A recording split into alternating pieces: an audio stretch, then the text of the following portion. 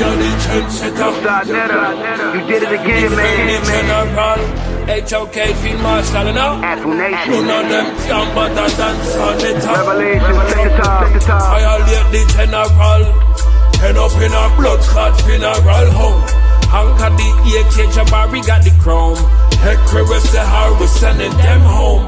Regina the alley with a Cuban and a galley. Send you back on Nile Valley with a shot in your toe intellectually. How click the link if your scholarship sloppy. More if your smile make you cry with the truth. No lie, my youth, him a really scored on. 21 gun salute for commission. Not a brother, a hustle, a move like all left found the black woman not all like Ulls and the Yana past sister freedom. I the whole panel know what time for Bible thumping. The minute them see me come, revelation set. Frankie are the trendsetter. None of them can bother than sa.neter.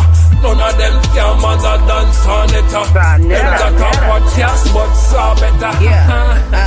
Coast to coast, we be banging. Bringing all this knowledge, we be slanging. In the HOK, we don't do no entertaining. Speak the truth, speak the facts. What the niggas just a layman. Better get on one accord. The future can be yours. Ancestors push you more. We gotta go explore. The sciences and math. The future's based on class. You bout to catch my wrath. We turning up this track. In the dark minds of the light. The dark heart still fight. You We gotta make this right. Talk right now. We learn how to stand up and stand proud. No man down. We fam now. House of the cops in my clan now. Frankie are the trendsetter. None of them can bother than sa.neter. None of them can bother than sa.neter. Them got a podcast but sa.neter. When I look at you niggas, I see what I'm not. Go take him, a little bit of her, mix it with them, I put them in a pot. Still can't get none like me. It might sound the same, but it's unlikely. One white tee, if I live it up, then you niggas gonna see what the gun might be. I thought I told ya. Afro Nation, revelation, we some soldiers. sa.neter put this team together, now it's over. We got the weight of the world up on my shoulder. When you get conscious information, hearts turn colder. Now look at these trappers who rapping the same, so stuck in their lane, systemically, chemically. I'm thinking something is wrong with their brain. As long as they paid and flowing the chain, I got nothing to say. They in love with the gang. I traded my gang for change, and now that I changed a few things, still say the same. Frankie are the trendsetter. None of them can bother than sa.neter. None of them can bother than sa.neter. Them got a podcast but sa.neter.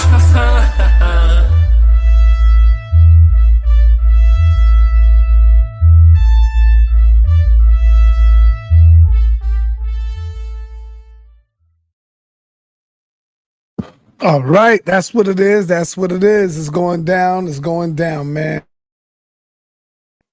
Let me catch y'all up to date. Let y'all know what's going on. If anybody know who Pastor Manning is, you know he is one of the most controversial pastor we have in our midst today. If y'all don't know who this man is, go and look him up. He speaks his mind. He speaks his peace. He don't care what feelings he's hurt. He hurt. He is anti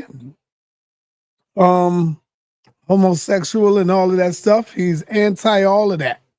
And he is also running for mayor in New York City. So that's going to be kind of challenging. And that's going to be one of the hardball questions I ask him is how do you expect to win the mayoral seat? And you are anti-gay. But guess what, though? If Donald Trump can be the president of the United Snakes of America, then Pastor Manning can be the mayor of Harlem, New York. This right here, he will be on the hot seat tomorrow. I'm going to say that again. Pastor Manning will be on the hot seat tomorrow with sa.neter. Y'all know how I give it up. Y'all know how I'm going to do it.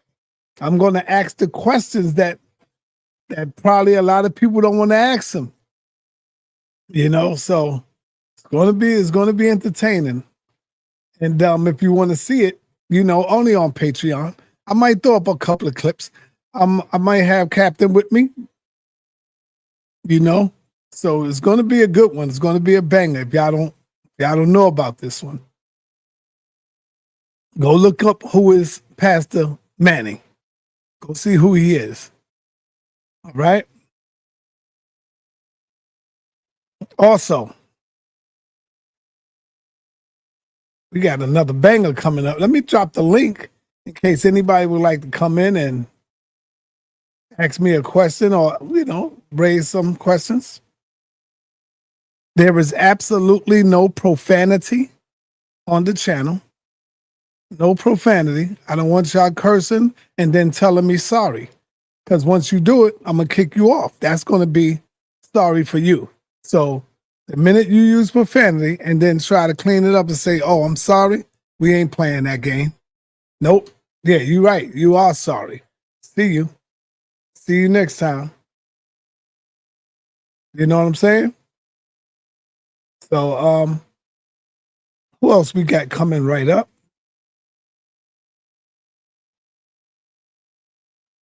Oh man, this is going to be a banger. I feel sorry for Brother La because Captain Tazariak will be in the building Friday evening.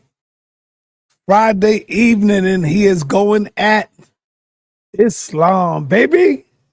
He going to take it to Islam. I told the captain, I said, you got to be careful because this is the month of Ramadan and the Muslims are out there. The Muslims is out there. Okay? So the link is in the chat in case anybody would like to pop on, jump on.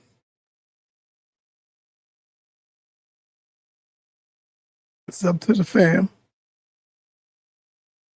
I just wanted to come forward and bring this out. That's all. It ain't really nothing. So we got that gorilla thing out of the way. Hey, Benita, how you doing? How you doing, Miss Benita? I heard about the situation. I ain't going to spill it out on here. You probably don't want everybody knowing the business. But anyway, you know what I'm talking about. How you doing, sister? Miss Benita, something long as you all right. We good. We good. So we got Captain Tazariak coming in the building on Friday, and he's going to talk to the Muslims and prove to you that Allah and Yahweh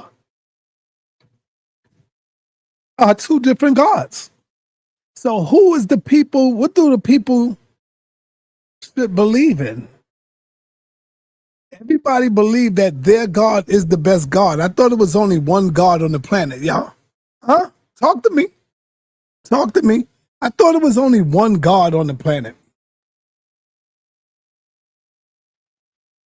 Come to find out, there's a lot of gods out there. There's many gods.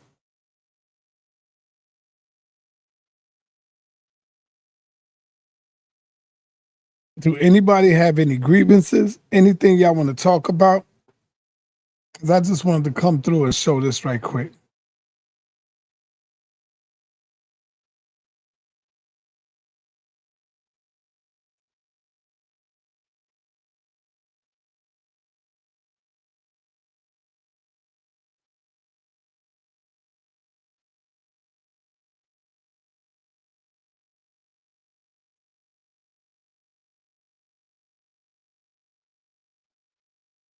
My people going through it a little bit.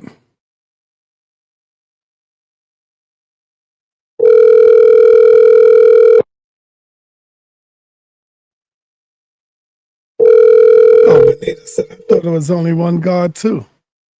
Yeah, Benita, is a lot of them. There's a few of them. Peace, brother. Hey, peace, brother Jabari. Before you say one more word, brother, I'm live on the air. You're live. I want you to know that. Yes. I put you on the air because you promised the people that you was coming through, brother. So now you got to tell them. You got to let them know what's up. I've been telling them, you had a little fall in the family and stuff like that, so we had to back up. Yeah. So talk to the people, man. I don't want them thinking I'm setting up fake streams, brother. No, you definitely aren't. My life has been quite complex right now. Uh-huh. Trying to deal with my mom, who is getting up there in age, and obviously there are a bunch of other things going on, including my schedule, which is crazy right now at Hunter. I have to get in very early some days. So that's been part of what's happening.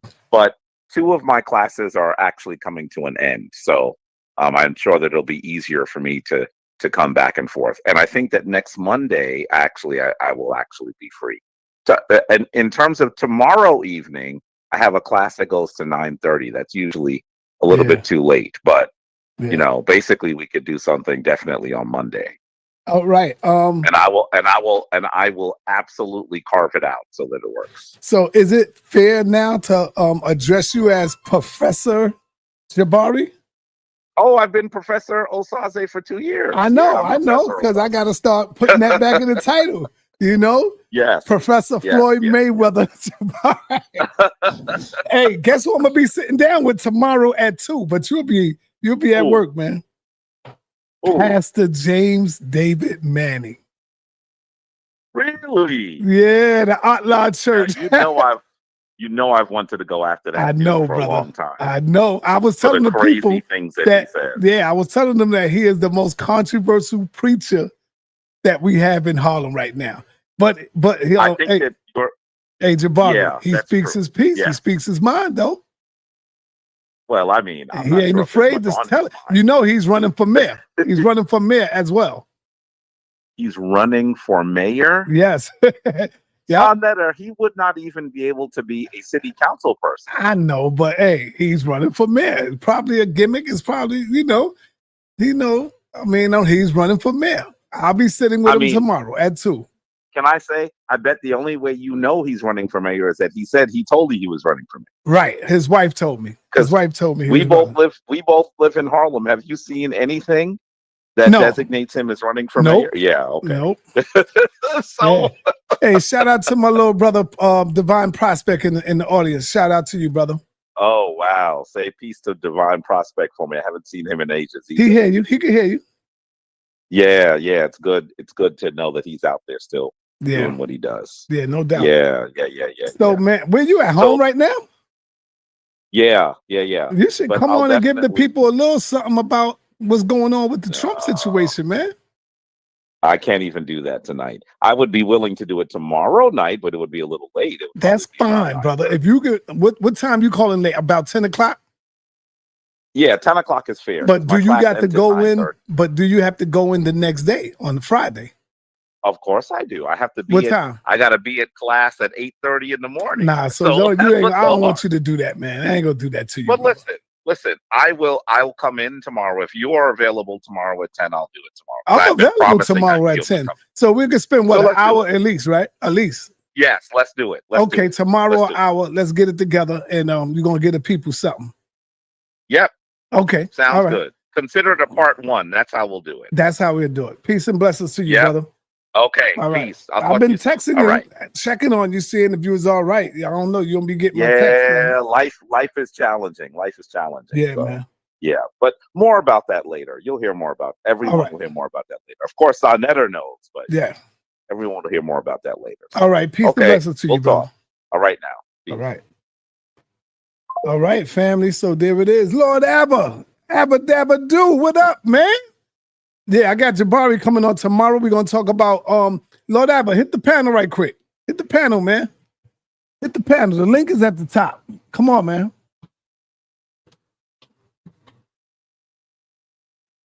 The link is at the top, Lord Abba, because I know you were one of the Donald Trumpers. I think you were one of the Donald Trumpers. You know. Hit that link, man. Let's go. Talk to me. Everybody satisfied? Are y'all satisfied on the moves that Donald Trump been making so far? Have he been living up to his promises so far? These are the questions, man. I'm seeking. These are the questions I'm seeking right now. All of y'all ran out there. Y'all all voted. Y'all was happy. Y'all voted for the Trump. What's going on, my brother? Peace. What's going on, sir? Peace, name. Let me ask you, brother. Are you satisfied with the moves that Trump been making so far? Yeah, some of them. definitely. Because you've been one of his advocates. You've been out there. No. Let's correct that. I'm not one of his advocates. I was more of an advocate of getting the Democrats up out of our way because they were in our way. And Trump was the person to get them up out the way. Nobody else would have been able to do it. So are you satisfied with the moves he's been making so far? Yeah, I have been. I like what's going on. Certain things that are happening. The tariffs have taken, and we got to wait, right? Everything is kind of fresh. So he said it when he was running that things are going to be rough in the beginning because this is going to be an adjustment for the country. But then things are going to start leveling out and smoothing out. And I believe that for the first time in a long time, I'm getting calls about construction jobs.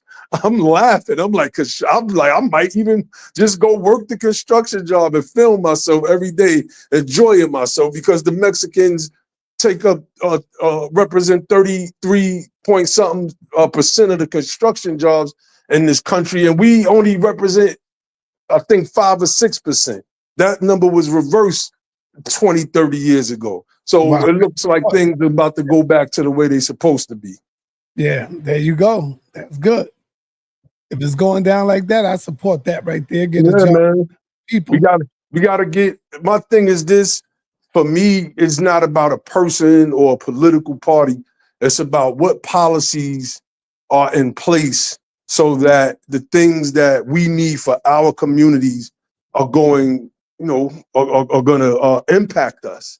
And so can you come on, Lord Abba, to give the people a rundown of your satisfaction of the president, brother? It's early. It's too early. Jabari's coming on tomorrow, brother. Who? Jabari. Jabari is going to spew all of the. He's going to go in on Trump. Jabari going to come on sounding like Roland Martin with all of his twisted up, made up statistics and out of context talking points. So I already know what Jabari is going to do, but I wouldn't mind doing that. But right now it's really, really early. And, with what's going on with the Department of Government Efficiency and all of the wasteful spending that they're finding, that they're cutting right now, I think that things are going to, I'm thinking about us. It's people, Jabari, and I don't want to speak for him, but based on the interaction that we had over this subject, he's speaking for the party. They're for all the rest of that stuff. We're not for that. We're for our people. And if that is not your focus, and then what are you doing? Who are you fighting for? Because I'm fighting for my people. Mm-hmm. Nothing, when I hear Jabari, Domo, etc., everything that I hear from them, Reggie, can't leave Reggie out, sounds like they're fighting for the ideology of a political party. I'm like, well, how is these things having a tangible material effect, positive effect, net positive effect on our neighborhoods? Our people are, since 2022, one of the largest evicted groups in the country, right? I thought things was going up for us. They're going backwards. So I welcome this change and see what happens. So, I'll come on, but I just think it's too early to give a proper assessment right now. Okay. Hey, you never got in touch with the B-boys for me, the rappers, remember? Yeah, I did. I've been so busy, Si. This political stuff is no joke. This stuff is no joke. Do you plan on running anytime soon? I wouldn't say anytime soon, but that's definitely in my cards. We just trying to build some things up, and my name is starting to get out there in political circles right now. So, once I create the groundswell, I'm focusing on 2 communities right now. And once I do that, then I'll start throwing my hat in the ring. New York, brother. Come back. New York is a rap, Si. Get it in New York. I'm telling you. Look, so let me tell you why I wouldn't run in New York. You have too many coalitions of different groups that are of immigrant stock in the city of New York. My form of politics lean more conservative than the liberals that run that city. Them people would gather everybody against me. All of the Hispanics or the Puerto Ricans, the Mexicans that's there now, the Dominicans, everybody. So I would have a whole coalition of different immigrant groups against me in a city of like New York. But in, other cities in the South, I'm just saying, I might sweep something. So, I wouldn't do New York, sir. That wouldn't be where I hang my hat at politically. Well, Miss Nicole said running for what? If you was to run a political office, what would that be? What would you be going after? Well, naturally, right? There should be a progression, and I want people to understand this fact. Depending on the work that you do locally, you should want to run for your local city council or the precinct committeeman, which is a very, very powerful position that people sleep on in our local municipalities. And depending on the scope of your work, you may run for a U.S. House rep seat. My plan is, and I don't know how it's going to go, but this is my thinking right now, is I want to put in enough work over the next 2 years that my name really gets out there and I can kind of leap the process a little bit, test the waters, and run for a U.S. House rep seat. So that's what my thinking is right now. But if not, I can concentrate locally and still influence local politics and do what I need to do to make certain pushes at the federal level by aligning myself with certain individuals that share my political values. You know what I would respect more from a person? It's like, when y'all create something and y'all put your best foot forward and then you bring it to the people and then you tell the people to do this. And like you got Moses 777, he always saying this. And I'd be like, brother, well, go ahead and do it to show us. You got to be the leading example. This is right. This is what you created. And so that's right. Why will you be running? Because I know you is always, you into the politics, you into that. So I know you're going to be running. Reggie had made the Black City plan. For how long now? It's been? Yeah, it's a long time. And every time I ask my brother, are you running? He's not running. Why are you creating something that you not? Well, he is running. He's running his mouth. That's all he's doing. He's just running his mouth. He need to run, man, because Reggie's smart. He knows this stuff. He knows how, especially in the city. And that's why I keep trying to push him. Reggie, you got to run, brother. If you lose, you lose. At least you can try it again. And now it gives the people a chance to get to know who you are.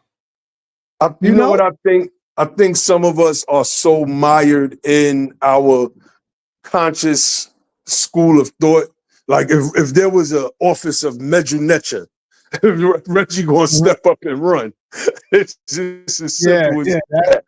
Right? Yeah. And this ain't even me taking a shot right now, but that last one was a shot. This is just me being honest. Then he would step up and run. And I think that for many of us, we kind of get caught up in that and we don't understand the power of politics. I used to have debates with people all the time. They used to be like, you in the Moorish movement, you flying that American flag. Noble Drew Ali got y'all praying. Noble Drew Ali was making moves politically. It's like, what are you talking about? Think about the Million Man March, Si. Farrakhan got all of them people gathered in Washington, D.C., a monumental feat. But there was no political action plan that came behind that, right? At that moment, you could have said, I want everybody to register to vote. And we're going to, we have a plan. We have a political plan to start taking over certain cities, thinking about Reggie's Black City plan, which I don't like because there's a bunch of stuff in there that I just don't like. But I get what he tried to do. I think it needs to be now upgraded now, right or wrong? Because he had it for like how long?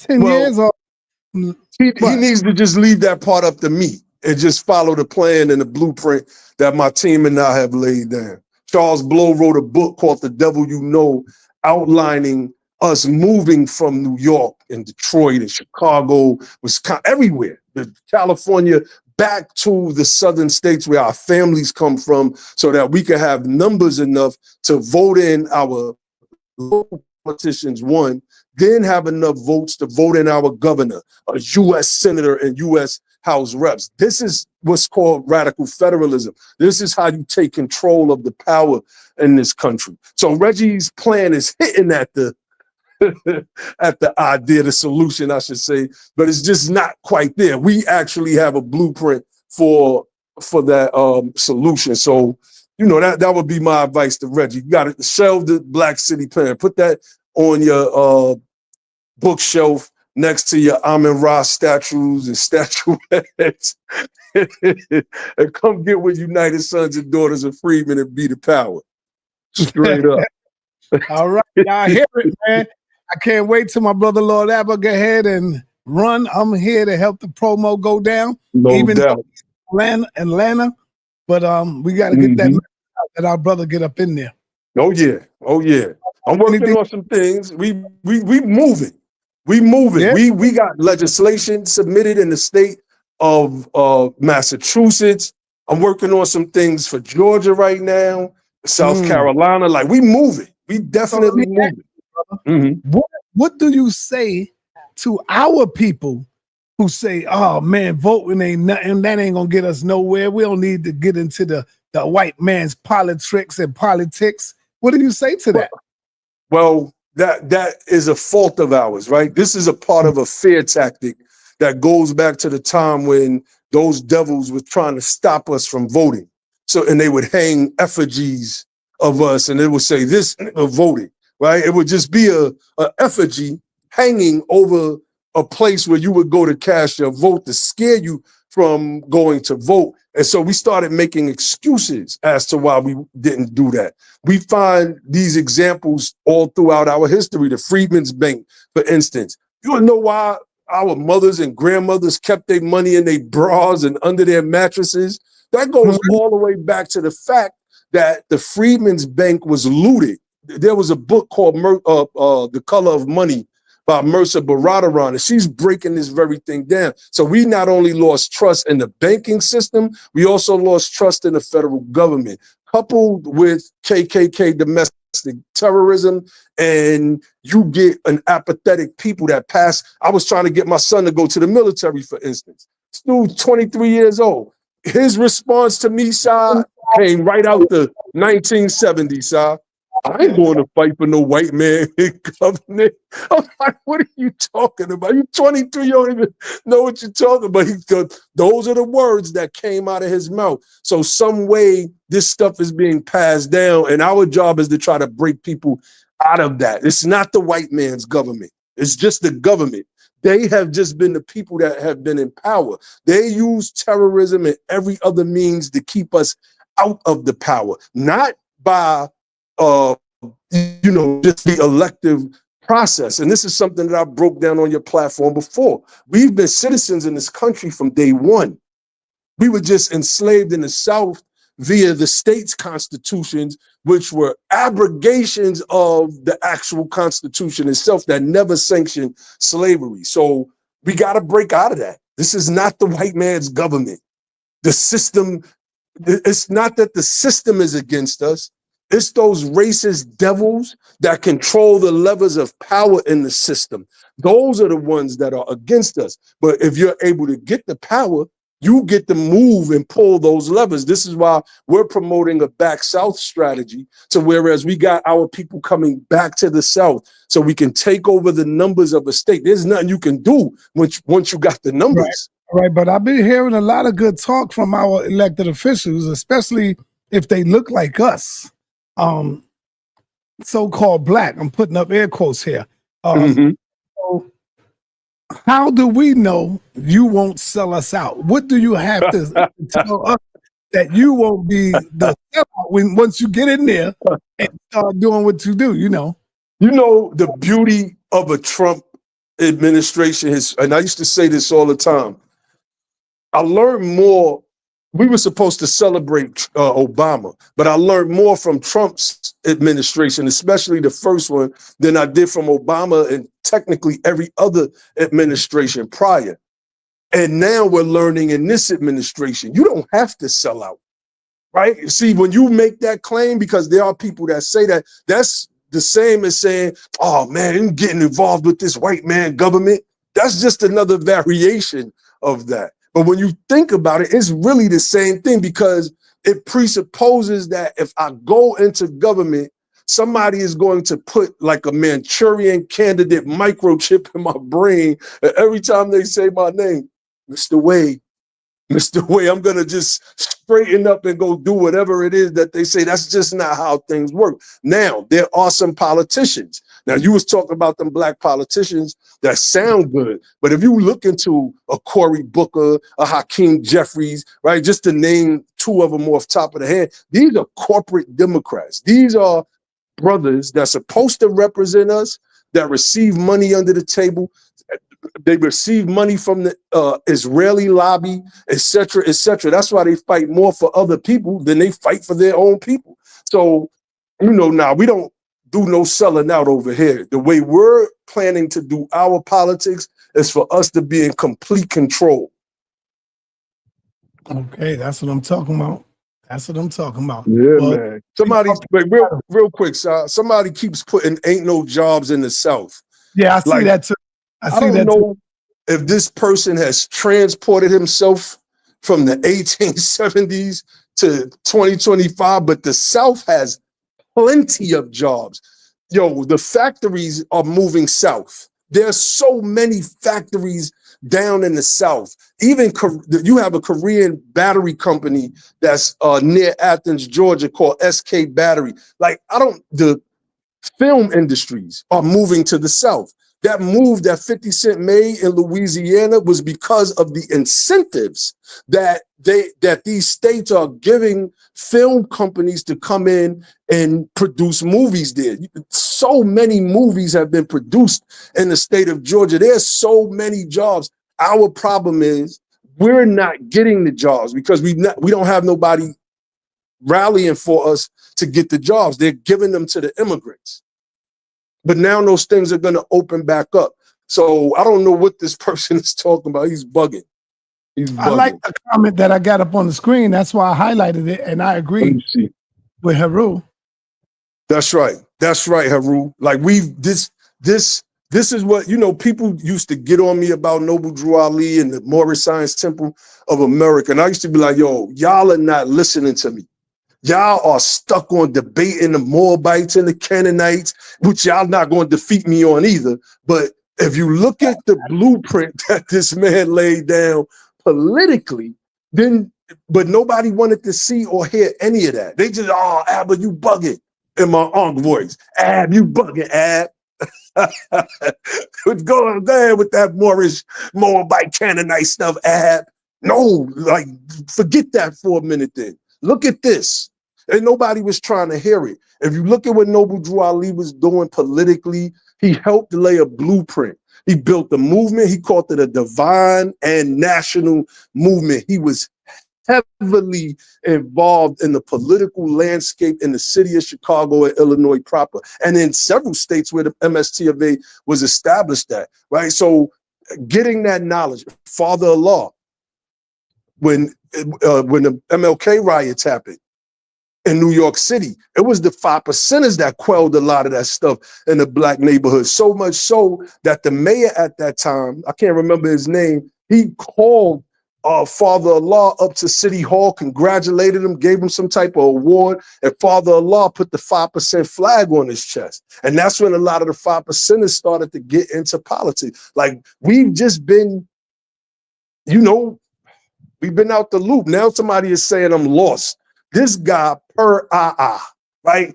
We don't know who this dude is. This is just a name on an avatar with a P on it.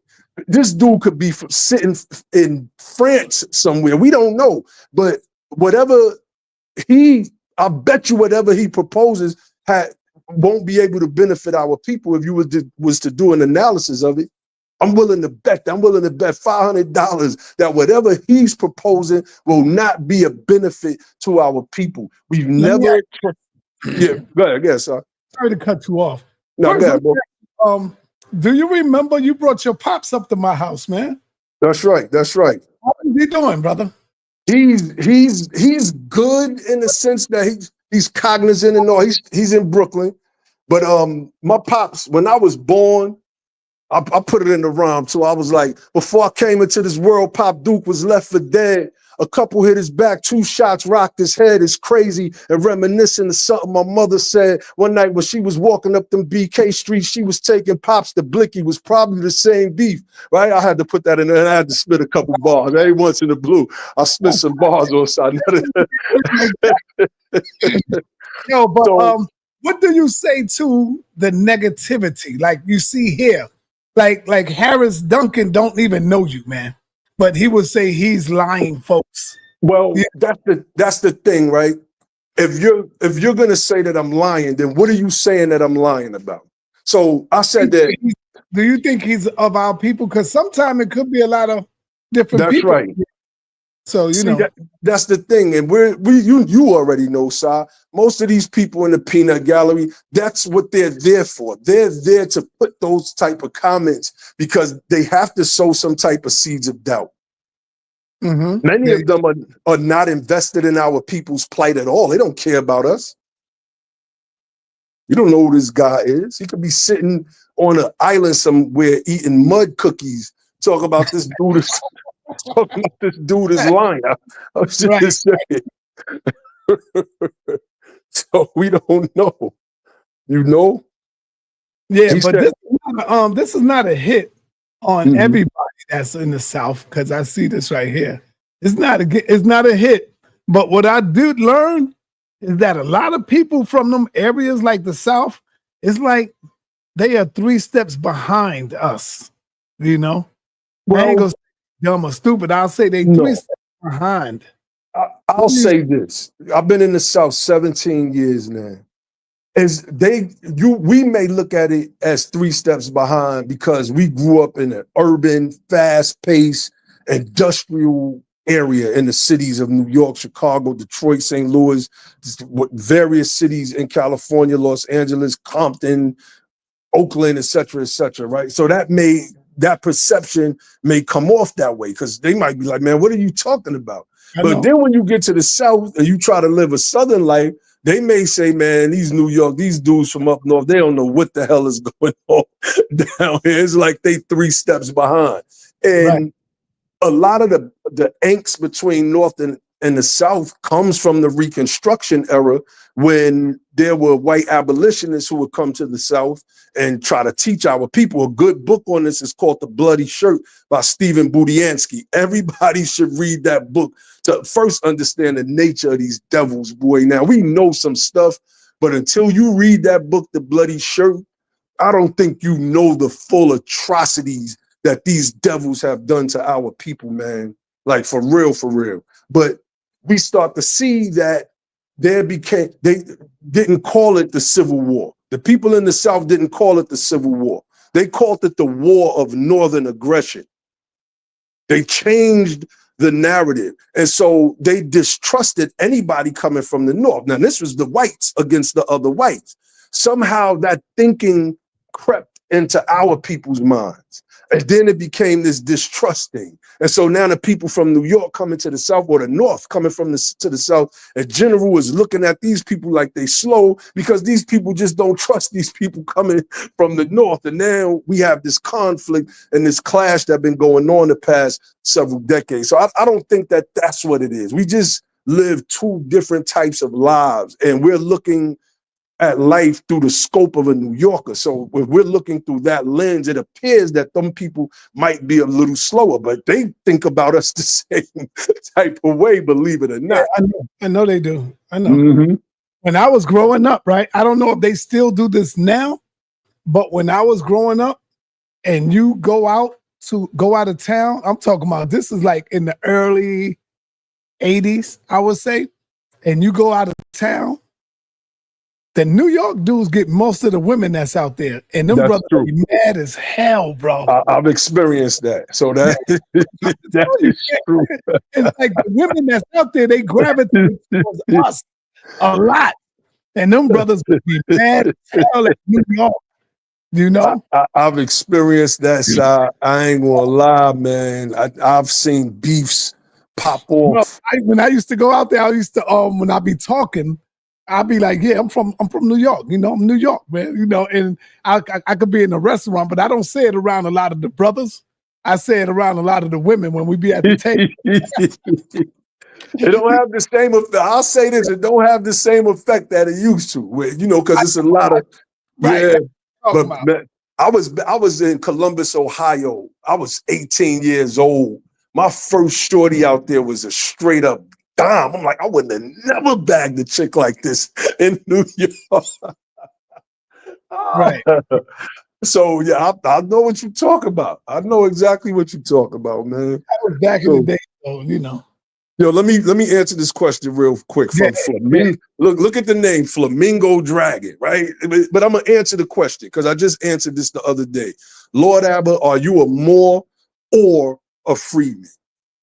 So first and foremost, if you have ancestors that were enslaved in this country and emancipated, then your status is freeman. This is something that we have established. I came right on Sa show a couple months ago, broke this very thing down. I was just on Dr. Ma'at show about a week or two ago with my team at Ankh, breaking this very thing down.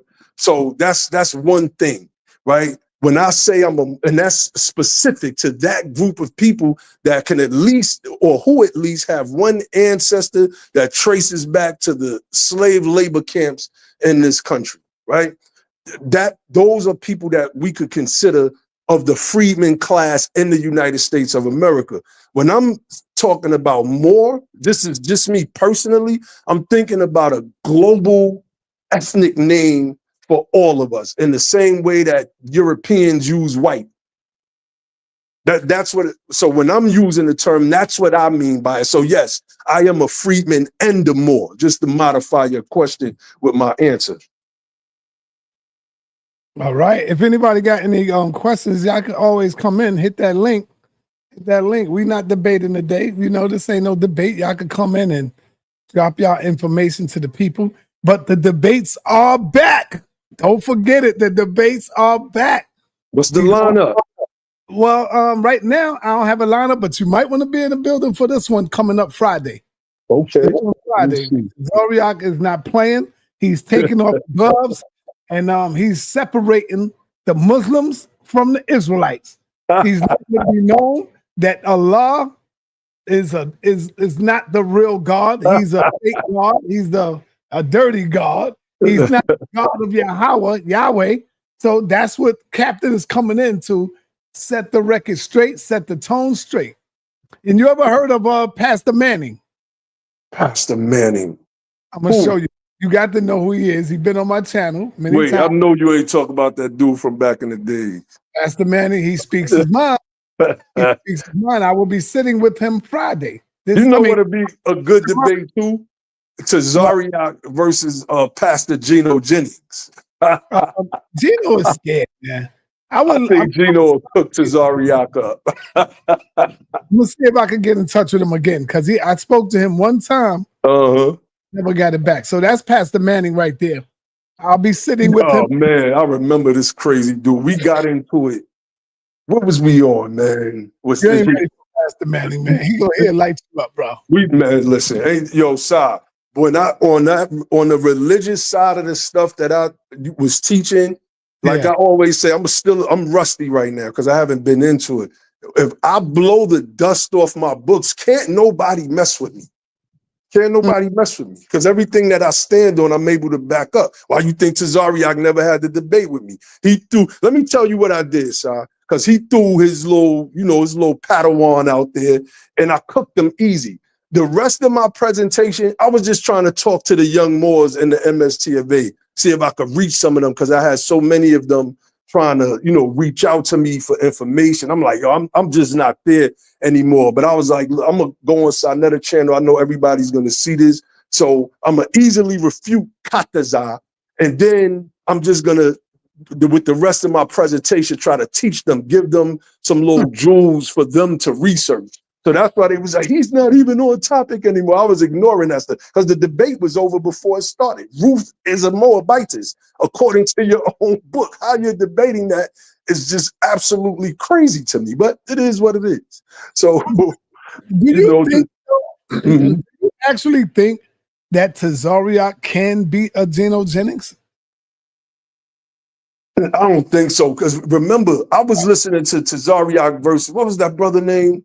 Pastor Bennett. I thought Tazariak was going to smoke Pastor Bennett.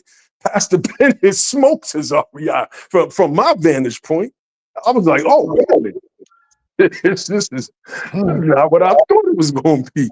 So I don't know. I don't think Tazariak will be able to mess with Geno Jennings, Pastor Jennings, but he got confidence in himself. He believe he can do it.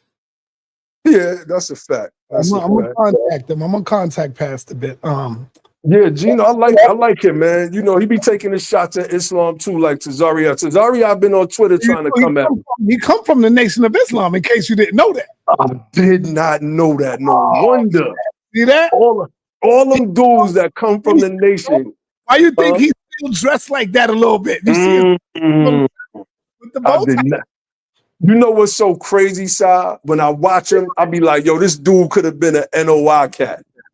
Yeah, he come from there. He come from there, bro. That's crazy. Just like that. And when you see them sitting down, look how they sit down.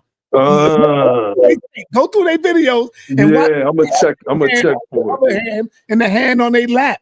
So they learned a lot of the disciplines from the Nation. And that's why he speaks so hard like that, because it comes from I used to say that, right? I remember Ali Muhammad used to be from, you know, he claimed that he came out the Nation of Islam. And I used to be like, damn, all them dudes that come out the Nation of Islam is there. Even if they spit in pseudoisms, they still very well, they still very well spoken. So that, wow, that's interesting. Yeah. That's interesting, man. Yeah, no doubt.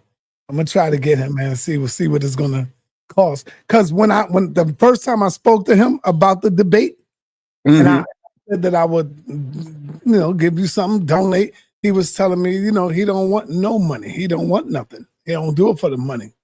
And I never spoke to him again. But oh wow, yeah. Let me give you an update. Yeah. Yo, my bad. Yeah, let me give you an update. So Ronald Dalton, the Hebrews to Negroes do. Matter of fact, because this is the first time I'm talking about it publicly, because I called Sa when we was going back and forth on Twitter. So he's in the Twitter spaces challenging everybody, talking about everybody is scared. And so they got this big room going. So I go up there because I went to challenge the host. So when I said what I said, the dude, Ronald Dalton, tried to, because, I kind of went up there and shut it down, and I shut the host of the space down. So then the dude, Ronald Dalton, tried to, he tried to speak spicy about some of the stuff I was talking about. I'm like, yo, hold on. I went up the next day, they had another space. I went up, I said, listen, you talked a lot of smack when I got off the stage. I said, let me let you know, when it comes to the topic of reparations and my people, I will run circles around you, because when you spoke, I knew that you did not know what you're talking about. You're not informed on this subject at all. So he started going, no, I wouldn't debate you on that, but and you one of them people, you claiming to be freeman. And I said, you don't know who I am. I said, so let me tell you, I called sa.neter yesterday, and I told him that I was going to try to get you on the platform to have a debate, because you don't know who I am. I told him that. You do not know who I am. I said, I've been debating with Hebrew Israelites for like the past 15, 16 years. I ain't lose one yet. So, and there's videos of me versus cats like Gideon that people have not seen because it's on Solomon channel. This is where I'm just smoking this dude. People have never seen certain debates that I've had with certain Israelites, where even other Israelites was like, I got to give it to Lord. He smoked you. It is as simple as that. And we see the same comments on the ISUPK channel. Captain Katazar destroys Lord Abba. I'm like, yeah, right. The first comment I see on the video is a Hebrew Israelite saying, I'm a Hebrew Israelite, and I'm going to say Lord Abba won this. It's like, come on, man. Cut it out. Yeah, so I want to get that dude on the channel. All right. I want to get him on. All right. So if anybody could get any contact for Geno Jennings, please let me know, man. I need that contact. I'll Google him and try to find him again. But I know he's in the Pennsylvania area, right? Philadelphia? Yep, I believe so. Yeah. Yeah, if I have to ride down there, I would try to catch him in his church. Yeah, man. I like that brother. Even though he be taking his shots at Islam, I'll be laughing. Because I'll be like, people are not studied on the topic of Islam. When I hear Morpheus, I just laugh at him because I'm like, this dude don't know what he's talking about. And I'm rusty, and I'm pretty certain I can still come on your platform and debate this dude and clean him up. Because he's just misinterpreting and misrepresenting a lot of the text. There's a bunch of stuff that a lot of people simply do not know. And I think we're at the point right now where, we could have the debates all we want, but it's a time for us to kind of open up and listen to each other more than what we used to do. Because before, nobody was trying to hear anybody. I remember calling Nikki Love radio show with Aunt. Me and Seti just cursing each other out. You couldn't even hear nothing that was going on. All we doing is cursing each other out. You know what I'm saying? Yeah.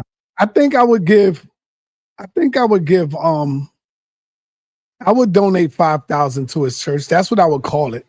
And I would pay you 5. You know what I'm saying? That's right. I got you. I like that. So now I know how to approach him now. Mm-hmm. He wouldn't want to say, oh, I paid him to do this, because he's a preacher. I understand that. And this is why Pastor Bennett didn't want to do it for the money either. Pastor, no, brother, I'm going to do it for the love. I don't need no money, No, that's what's up. I'm going to donate 5,000 to your church. And I think for that. No, that's what's up. I was laughing at this comment. This guy I know from back in the days, Ty Anu. He said, you was the man back then, Lord Abba. I don't know what happened. Like, what this brother doesn't understand, if he thought I was the man back then, I didn't even have no support whatsoever. Then you need to step into my world right now, and you're going to really see how much more of the man I am right now. Like that, a lot of that stuff, I came on the scene to do my Allah appointed task. And that was to prove the teachings of Prophet Noble Drew Ali. And I did that. And those teachings are going to stand for long as the lights on this little blue orb called Earth are still on. So when that's why I came on the channel, sir. Somebody sent me a message on Facebook. It was like, yo, man, peace. I'm like, yo, peace, long time no hear from. I'm like, all right, what's going on? One of the brothers out the Moorish move. He said, this dude, Kamisha the Depp, is on sa.neter's channel, and he's teaching all of your teachings and passing them off as his. He said, and I know they're your teachings because I studied your teachings in depth. I clicked right on your channel that day, and sure enough, this dude was teaching everything that I taught. Like, you could tell he was reading from the... You should feel flattered about that, though. No, I did. But okay. What was disingenuous was that dude, instead of saying, you know what? He denied it. Yeah, he denied it. That was corny, right? Because we had our thing back in the day, but now, everybody's getting older, they're maturing. Wisdom is starting to crystallize inside of our minds. And that would have been a perfect time for the brother to say, you know what? Yes, Lord Abba, I definitely looked at your teaching. This dude gonna say, oh, we could have just been looking at the same exact sources. Like, what?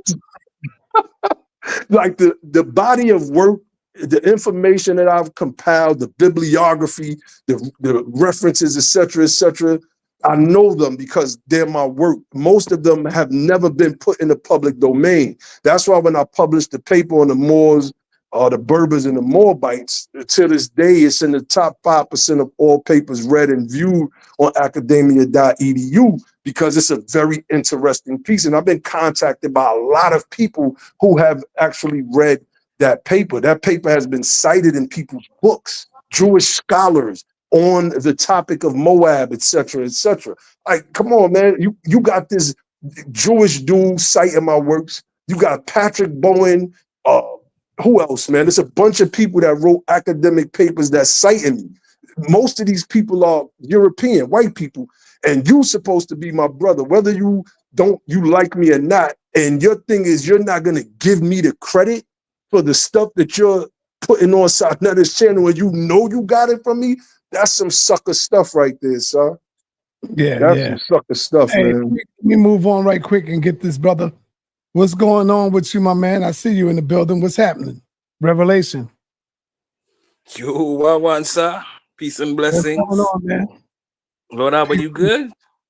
I'm great. What's going on? I'm good. I'm great as well. sa.neter, I'm happy that I can catch you because I'm not able to catch you these days.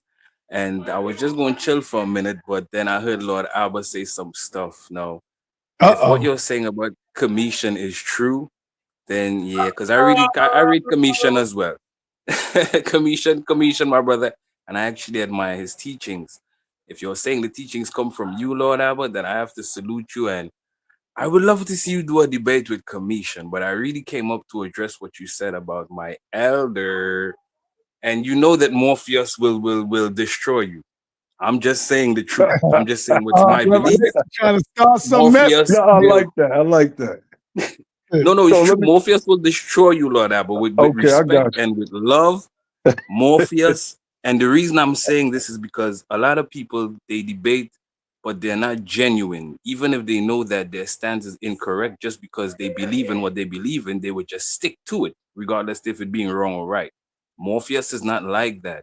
Morpheus, I have reasoned with Morpheus, and there were times when he was like, yo, Revelation, you know what? You're right. And I admire that because it shows me that he just simply wants the truth. And he's a very deep researcher. So I don't know if you would want to be throwing shots at Morpheus. You probably need to be careful with that, Lord Abba. And I rate you. I know that you're a good researcher and a great debater as well. But Morpheus, please heed my warning, sir. As much as it would be a great debate to see both of you guys, I do not think that you want to go there. You probably stick to sounded like you've been watching sa.neter, brother. You've been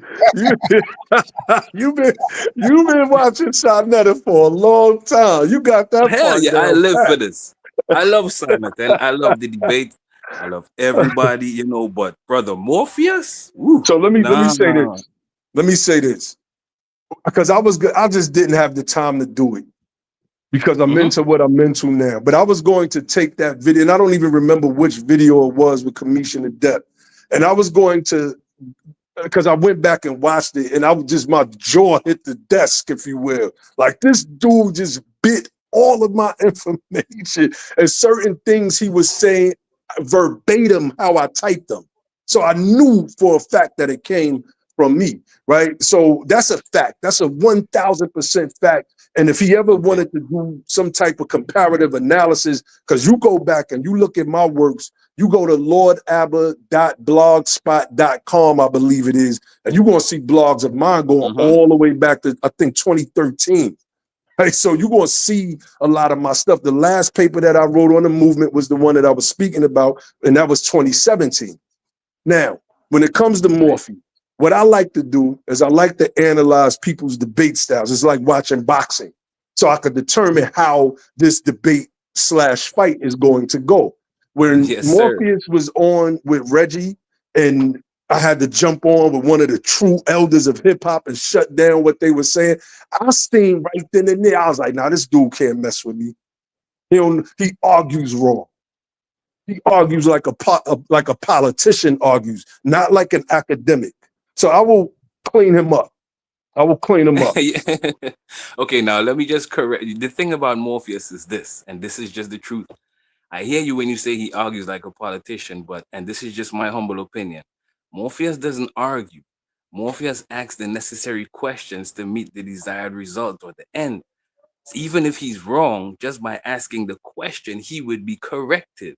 But most of the time, he would ask the question knowing that you're wrong.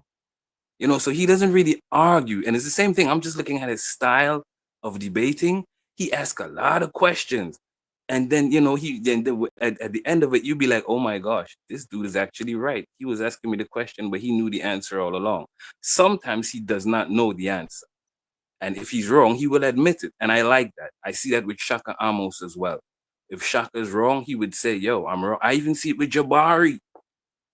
I don't know if you can remember this, but you know what I've seen one time and it was amazing to me? I saw Rabo correct Jabari. Real talk. And Jabari was like, yes, sir. It's cool. I was like, dang, that's some good stuff. So I like that. I don't like debaters when they know they're wrong, but just to seem right, they just raise their voice and they just keep going at it. Right. And there's a lot of there's a lot of us out here like that. Number one to me is Apostle. He's right on everything, brother. He will never admit if he's wrong or nothing. And not only Apostle, but I would say damn near all of the Israelites. Every debate that an Israelite have, they always say they won. Every Israelite say like Lord Abba versus Captain Katazar.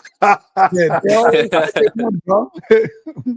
They always say they won. Let me bring in my man over here, Jose. What's up, brother, Jose? Good night. What's up? What's happening with you, man? What's up, Revelation? I'm good. You good? You play Mas? You play Mas? Nah, man. Nah, not this year. All right. I was inside as well. But I'm good. Blessings to you. Did any of you guys see the show that Reggie and Morpheus did saying that Yahweh comes from Saudi Arabia? Did you see that presentation? When was that? Maybe about a month ago. Oh, no. Yes, on Reggie's channel. You had to go see it. Yeah, I didn't see it. I don't. Me and Reggie, me and Reggie, one of them dudes that just been clashing for a long time. My first time really encountering Reggie real quick was at the debate. It was Seti versus what was dude name? Sada, Hebrew Israelite dude. Man. Everybody said it's the same day I debated Ali Muhammad. This dude's name. I can't think his name right now. But during that debate, me and Reggie was sniping at each other. And a lot of people probably ain't see that or recognize that. And I didn't realize who he was until, we got back on, I got back and I was looking at the channel and all of that. And my anger has subsided that all the Moors that came after the debate to try to challenge me. Right. Like, wait a minute. I'm going at the dude that's disrespecting Noble Drew Ali. Y'all coming to challenge me? Man, listen. But me and Reggie done had several debates already on sa.neter's channel. They always wind up the same way, him yelling and screaming, and then telling Sa, this is our channel. I'm supposed to be on this channel as the administrator with you. How you gonna let this brother just talk to me?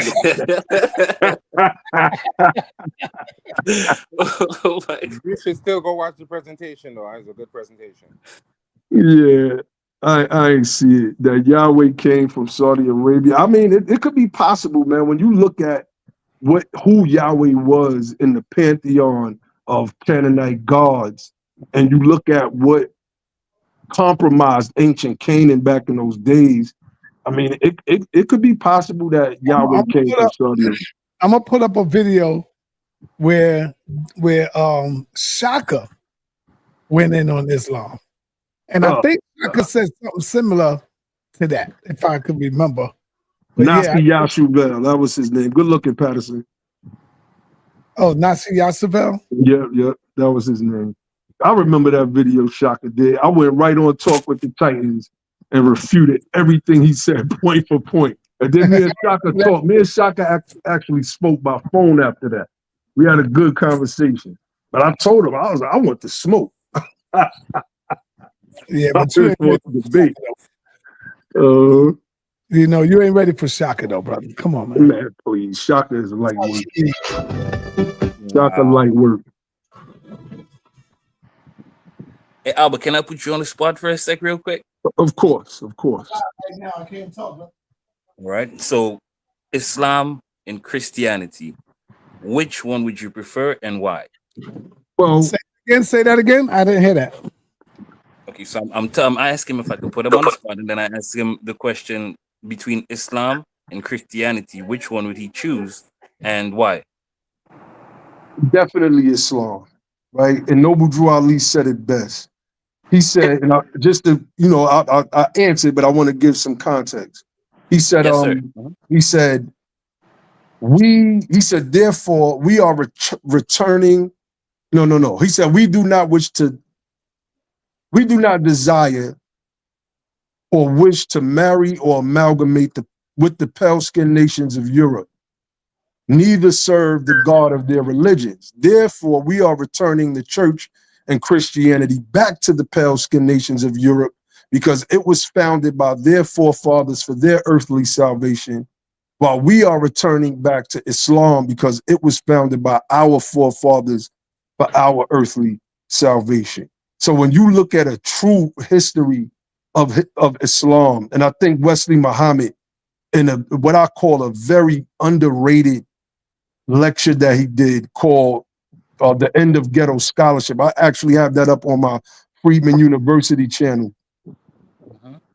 That if you go through that video and you look at the contemporaneous documentation that Wesley Muhammad is citing in that video, because he's going at Walter Williams, he's going at Aline Bay, and especially at Phil Valentine. That to me is one of the most underrated lectures in the whole conscious community. It's not one that everybody talks about anymore. But in that lecture alone, he breaks some things down that will make you say, okay, right? I understand why John Henry Clark said, if I had to choose a religion between Christianity and Islam, it would be Islam. Because I think at that time, and this is just me guessing, when John Henry Clark made that statement, more information was starting to come out about the true origins of Islam, definitely. Yes, sir. So let me ask you a question, Lord Albert. Have you ever heard of the term Arabized African before? Yeah, I mean, it's a what's the word I'm looking for? Not slur. It's a pejorative. It's a pejorative. But like, you got to ask yourself, one of the things that I did on sa.neter's channel was I broke down the origins of the Arabic language. And not many people know, this is what I'll be saying. People know about everybody else's works. Nobody's really analyzed the stuff that I've done on sa.neter's platform. And I was able to show that the original language that the Quran was revealed in was a language called Mudar, a Moabite language. And by the time the Quran gets compiled, the Arabic as we know it starts to take shape. Certain, what is it called? The nukta, the little diacriticals that go with the languages. Like I said, I'm really rusty on a lot of this stuff. And when you look at the early origins of Islam, you have to ask yourself, well, who are its founders? Is it the people that Wesley Muhammad noted from contemporaneous documentation that are called the Musta Arabiya, which means the false Arabs, due to their light skin? Or is it who Tariq Berry called the true Arabs in his book, Save the True Arabs? Dana Marniche, whom I've interviewed on sa.neter's platform as well, she broke this down. So when you're saying Arabicized Negro or Arabized Negro, I mean, it's just or Arabicized African or Arabized African. It's a pejorative based on a misunderstanding about who are the true founders of Islam, if we're looking at Islam through a racial lens. Well, the word Arab actually has no race to it. You do realize that, right? Well, no, it doesn't. But if you look at those, like, that's why I said, go back and check that video that Wesley Muhammad did, and the End of Ghetto Scholarship. It has vital information in it because there was a designation.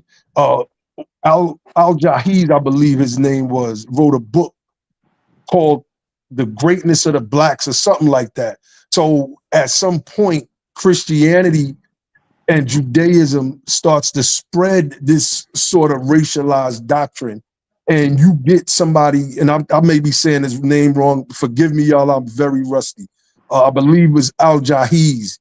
And it is something about the greatness of the blacks. This is a book that was written by this quote unquote Black Arabian back in I think medieval times, right? If my memory serves me correctly. I'm just pulling this stuff off the top of the head because it's been a while since I looked at it. So there is some form of racial connotation to some of how particularly Arabs at that time are viewed, because these are the people that come in and kind of usurp the religion. And there was a hadith that spoke about a dream that Prophet Muhammad had, where he said that, allegedly said that he had a dream where his people, the Muslims, represented white sheep and black sheep, and that there was going to come a time where the white sheep was going to take over and it would be very few black sheep. I paraphrase. So, you know, these are the type of things that I think people need to look at just to have a better understanding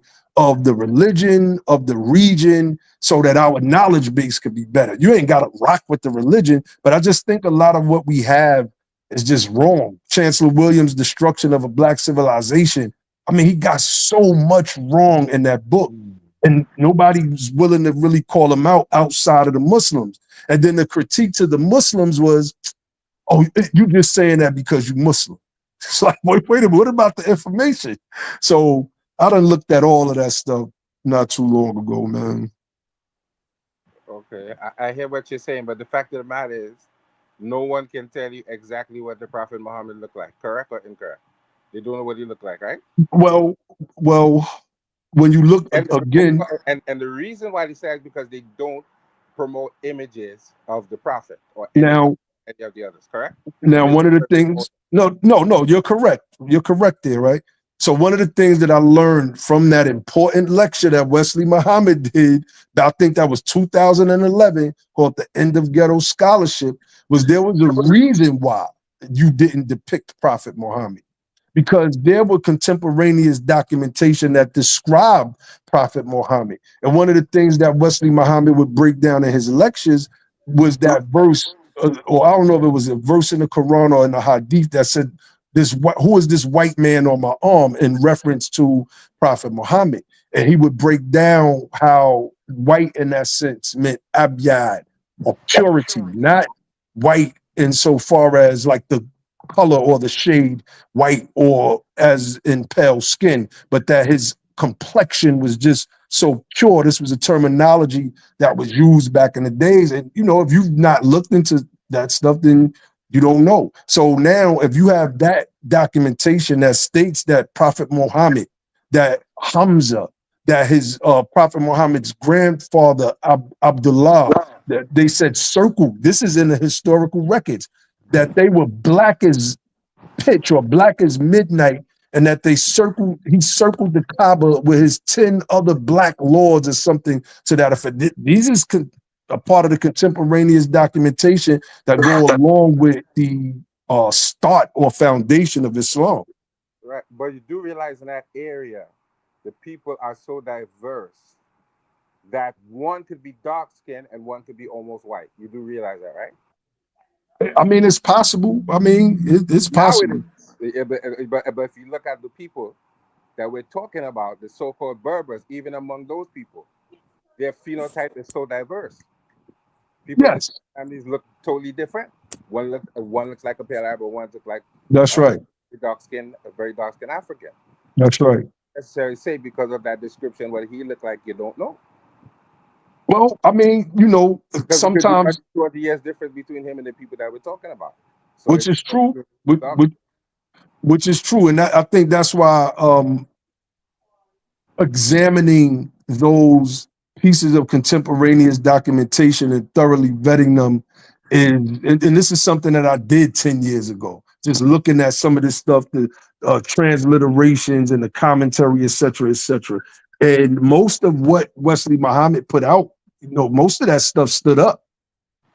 It stood up. So, you know, unless you see it, then you're gonna, or until you see it, you're gonna keep your frame of the framework of knowledge that you've built up in your mind based on your studies, and it won't change until you see something different. Not by me telling it to you, right? It's till you see it with your own eyes. I urge everybody to go back and look at a lot of Wesley Muhammad's old stuff. Pull up his blog called Black Arabia. Go through some of them blogs, man. That stuff is important information. And the only reason why people didn't read it was because we've been taught to be anti-Islam. And a lot of the anti-Islamic rhetoric we received came from Christian polemics against Islam. And that's just the fact. Chancellor Williams was a Christian. It is said that he was paid by Christians to do the work that he did and then produce that book, Destruction of a Black Civilization, where he got so much wrong about Islam. But here's the interesting part. If I was in an Arab-speaking country, I would praise God the same way that a Muslim would. Correct or incorrect? Because there's only one word for God in Arabic. Correct? All right, wait. I'm sorry. Repeat your question. I made a comment. I said, if I was Arab-speaking, if I was in an Arab-speaking country, there's only one word for God in Arabic. Correct? That's right. That's right. So that means I would be praising the same God as the Muslims. There would be no difference because they have the word for God. Well, I mean, that depends. When you look at God, right? And let's just kind of, I'll put our biases to the side. Right now, we're saying God. God is a German, if I'm not mistaken, God comes from the German Gad.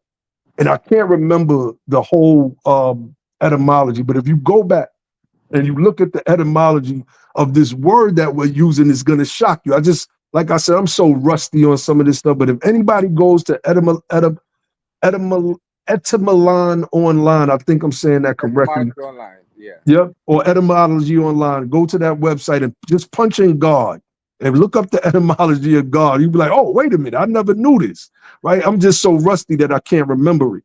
But that aside, what we understand as God is a concept. It's not merely a word. So a Christian in Arabia that's saying Allah, and he says in the Arabic, I worship Allah in Arabic. Well, what he's saying is I worship God. Now, to him, there's only one word, so you can't use any other word. There's no. Yeah, but that's the thing, right? The only word we know for God is God. Right? If you think about it, because it's not the only one we know. We know other words, but the one we use is a better way to put that. We use the English word God because that's the language that we speak. So is it, the same for us here? If we say we worship God, then that means we automatically worship the Christians' God? No, that's not true. I understand what you're saying, but when you deal with the language, there's only one word. That's it. Yes, that's true. That's true. In English, we deal with several different. It's an amalgamation of 4 or 5 different languages. So that's not a good linguistic comparison at all. Because I mean, that's your thoughts on it. I'm not going to argue your opinion about it. I've already gave my submission on it. If you look in an English dictionary, it's Greek, Latin, I think German, and French majority. Wait, hold on, brother. Somebody said, is that my Democratic brother, Lord Abbott? That's hilarious. Go ahead, brother. I had to say that on the air. No, I ain't rocking with no Democrats.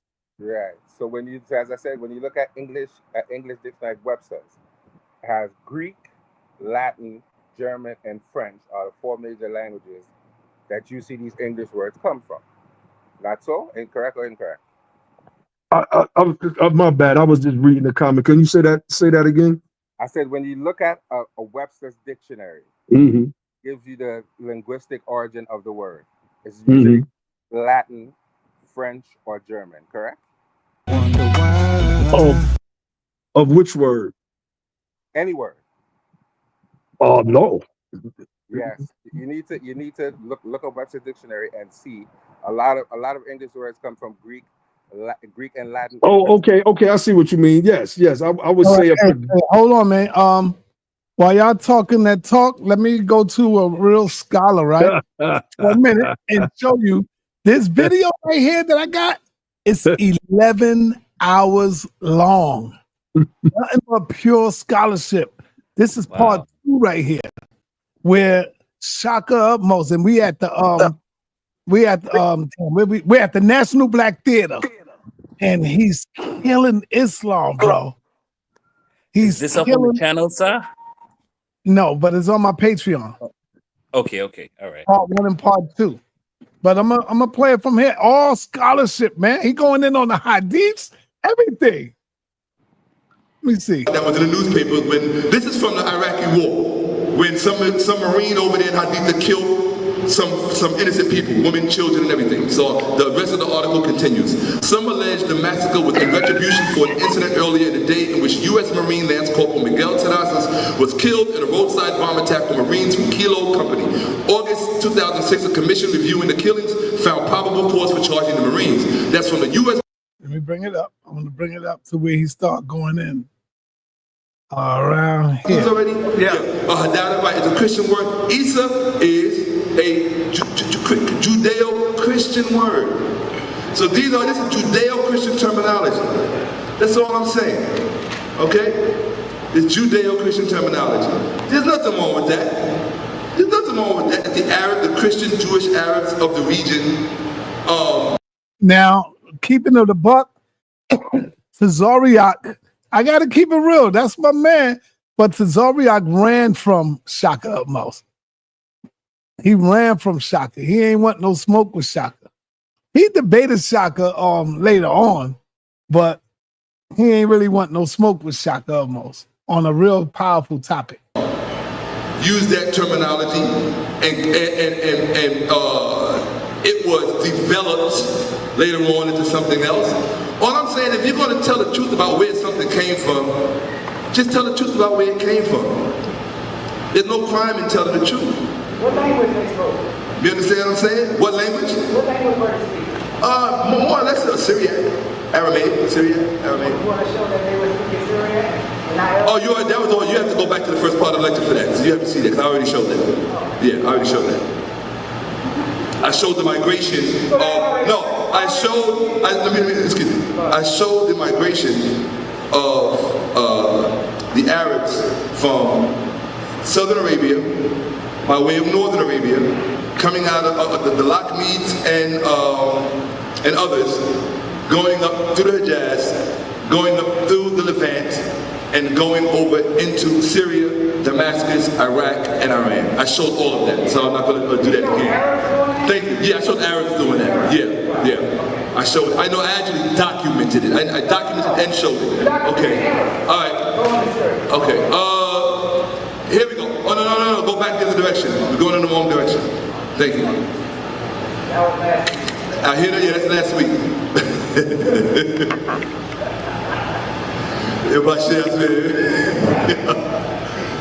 And you didn't even call me this week. You're supposed to call me. All right, next one. No, it's wrong direction. Yeah, Bashir is in the audience crying too. I think. Okay. Yeah, all right, yeah, because it went from 2 to 1. So go in the opposite direction, brother. Come on, get with me, fam. Get with me, because time is of the essence. We want to get it in. Now, hard, we did Pumbedita. We know we did Pumbedita. We did Surah. We certainly did Surah. We certainly did Hadith, right? We did Hafidith HaShabor. We did Naisa. We're in Baghdad. Stop. We're in the House of Wisdom. Go back right there.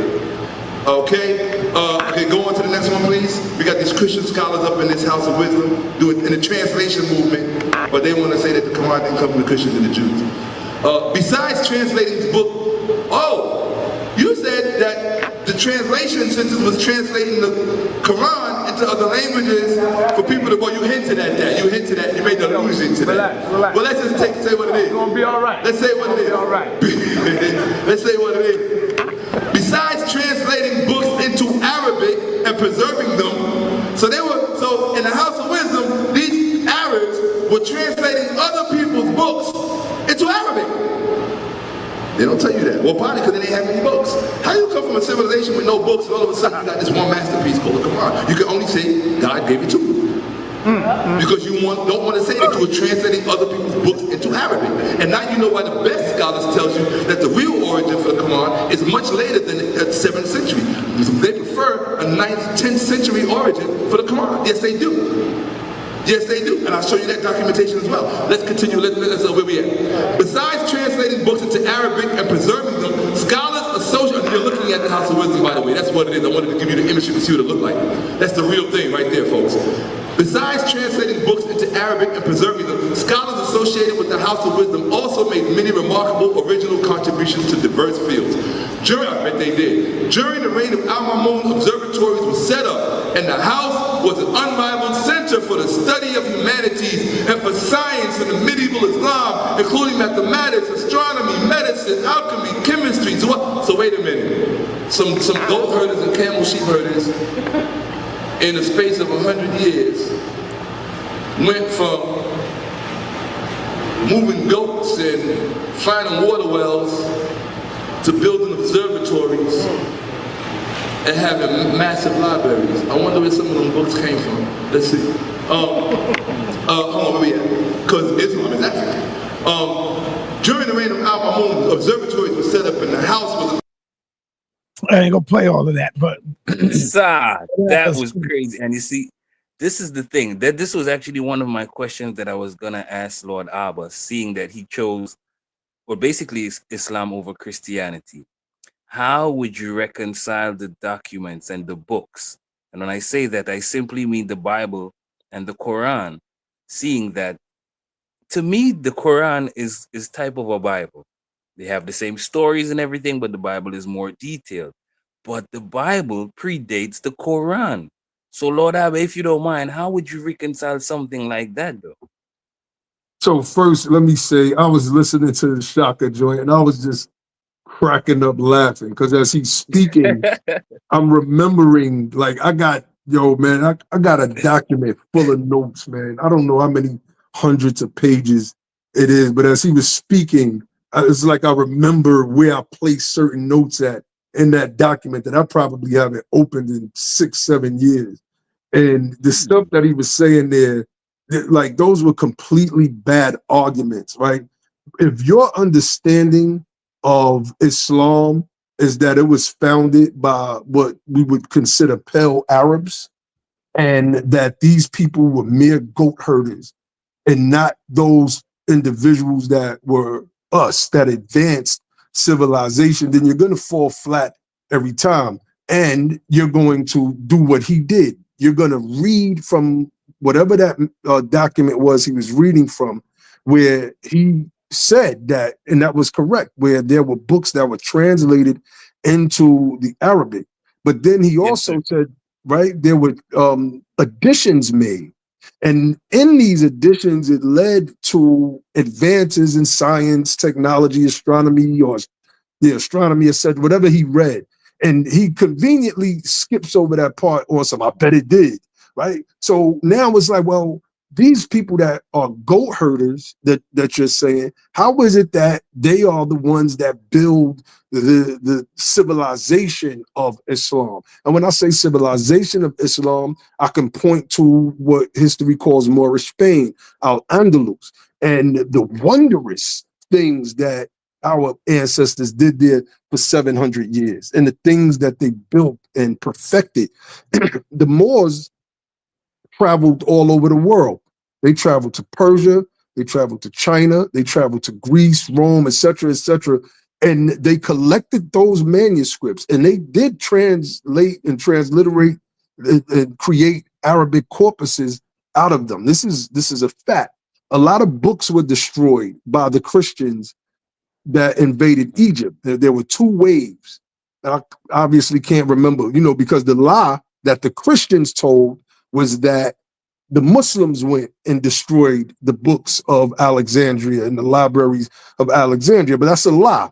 It was Christians that went and did that. So one of the things that the Muslims do, and when I say Muslims, I'm talking about us specifically, because we were the ones that led that charge. We went and gathered the manuscripts and the sciences and the mathematical treatises from around the region and combined them into one new corpus. And then you start to get improvements on algebra and trigonometry, et cetera, right? So, that stuff that Shaka is talking about in that video is funny to me.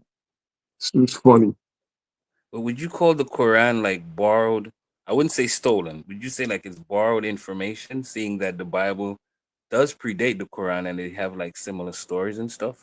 That's a good question. In my early studies, I came across several pieces of information that said that the biblical stories themselves were taken from older Canaanite narratives. So when you get into the biblical book of Joshua, it is probably one of the most truest accounts of what actually happened. And Noble Drew Ali spoke to this. He spoke about how Joshua went into ancient Canaan and pretty much destroyed ancient Canaan, which caused us to flee into, where history show is North Africa. Now, the scholarship says that the Bible was based on the fact that those people under Joshua and who he worshiped, Yahweh, Oshay, right, which is the real name of Joshua if you're speaking in the Hebrew tongue. Hebrew. Right? So those stories that we get come from earlier sources. They're just compiled into one book. And what the Quran is doing is it's taking those same stories and in a way correcting some of the narrative, and in other ways not using it as a historical rendering in the way that the Bible is trying to convey it, but instead using it as a moral of the story. This is why the story of Pharaoh and Musa is repeated, right? Moses and the Pharaoh is repeated so many times in the Quran because of the message that it's trying to relay. So, it just depends on the scholarship that you're looking at. And if you know the history, you know that the Yahwists were the ones that took control over that region. In fact, if you look at a biblical breakdown, you're going to see that it's written in Hebrew and Syriac. All right. So let me ask you the question, Lord Abba. Mm-hmm. You agreed with my brother Revelation that the Quran have been taken some books from the Bible, yes? No, not necessarily, right? Come on, Lord Abba. But okay, so all right, wait. All right, so this is I'll agree. Wait, I'll agree. But I want to go back. I want to go back to the point in my early research that showed. You already said what I need you to say. No doubt. Yes, I can say that. Definitely. So now that you said that, you have to agree that Allah did not send the angel Gabriel down with the Quran. That Allah did not. Well, that's not how the story bad guy, is sa.neter. You bad. No, you just admit it, brother. That's not so. Wait a minute. So what sa.neter is asking is not the same as what actually is. Sa.neter is asking me. Was some pages was copied, played from the Bible, brother. Yes, but I explained that part. Did not do all that, right? That's what I'm saying. I'll explain that part. But when you look at the rest of the Quran in comparison with the Bible, then most of the stories don't match up at all. They just don't. That's right. The Quran is filled with a lot of laws. There's laws on adoption. There's laws on abortion. There's laws on marriage. There's laws on divorce, etc., etc. Have y'all ever read the Quran? I'm curious. Yes, sir. Yes, sir. Okay. I actually completed mine about 2 weeks ago. Hold on. Let me move on to Revelation, because Revelation asked Lord Abba a good question. So now I ask you, Revelation, do you believe that the Bible was also taken from some of the books that we have, like out of ancient Kemet, for example? Okay, Do Okay, you well, agree let me that first some of start. those Bible scripts come right from Kemet? Okay, thank you for your question, and allow me to first start by saying that I don't believe anything. I know for a certainty that there are quotes in the Bible. I won't say stolen. I would call it borrowed information No, that no, that no. came from. It's borrowed, sides, not stolen. When you say borrowed, that means in the Bible they will give credit to where they got it from. They don't give you credit. They say the book of Moses, the book of David, the book of Luke, the book of John. They don't say, oh, the book of Kemet. See? So when you borrow Okay, so something, you're. you give credit. Mhm, Hold on. When you mhm, borrow mhm. something, you give the credit to where you're getting it from. But when you take something out and put it into your book and don't give the credit, it's called stolen, brother. Stolen. You So know we what, sir? ain't this thing up. No, you're right. You're right. You have a point. You do have a point. And I would have to, especially checking the writings of Amin Amok. Shout out to Shaka Mos again and a couple other people. And King Solomon. We know for a certainty that, the coming forth by day and tonight predates the Bible, so the writings would obviously be, it would be, is there first. I mean, there's nothing to No, I'm discuss. saying, do you agree that some of it came out of coming forth by day and by night? Yes, sir. Yes, sir. And I gave you So the now writings of Amin Amok and King Solomon. here's the $1 million question. Now you got to stop saying that your Most High God have inspired these men to write the Bible, right? Well, you just set yourself up by speaking correctly. Why would I stop saying that the Most High God stopped inspiring men to write? Sa.neter, you just shot yourself in the No, I foot. did not, I'll never because say that. why not? You already admitted that the Bible comes out of Kemet from the Okay, so let me ask you this. day and by night. So does that mean that Amin Amop was not inspired by the Almighty God? Listen, when you say Amen Amot was inspired by the Almighty God, Yes, sir. what God are you talking about? I'm talking about the entire writings. The writings is the same thing. It's basically the same thing that Solomon said, and it's good. It's very good inspiration. But would you say that he was not inspired by God? I can't say that, sir, because what he wrote is good inspiration. It was so good, King Solomon borrowed it. Yes, sir. See? So that's the way I see it, Okay. So with the Quran, right?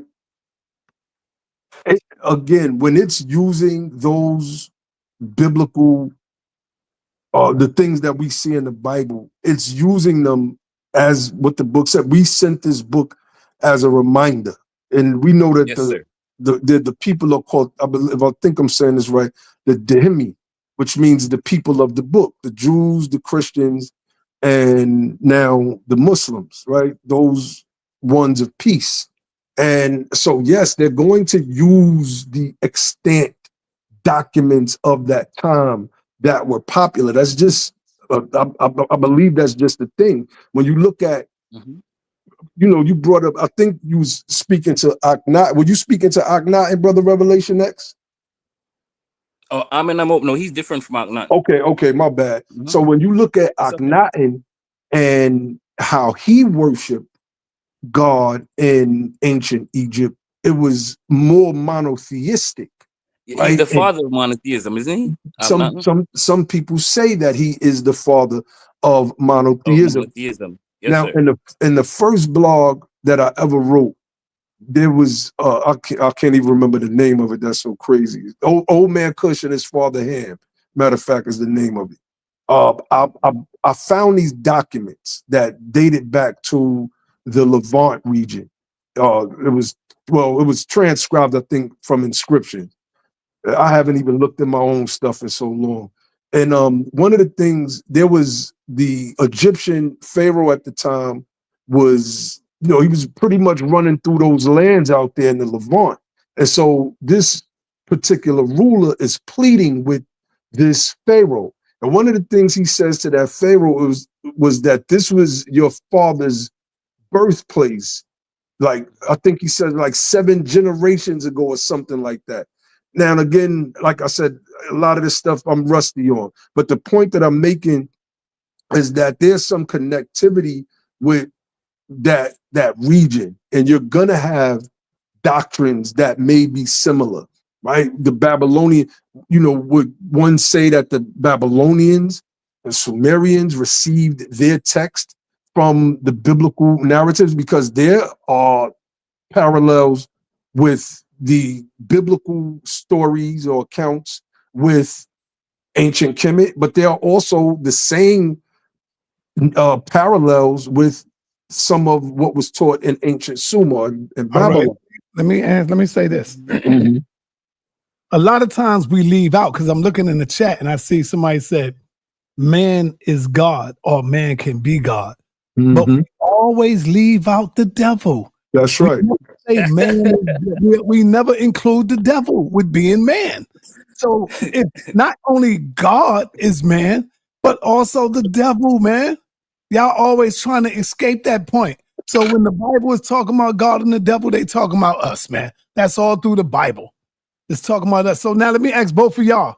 Can all three of us agree that the Bible, that the Quran, that all of these religious books were written by men, by men in their own mind, exclusive from a God, from a mystery God that we don't know, that we can't see?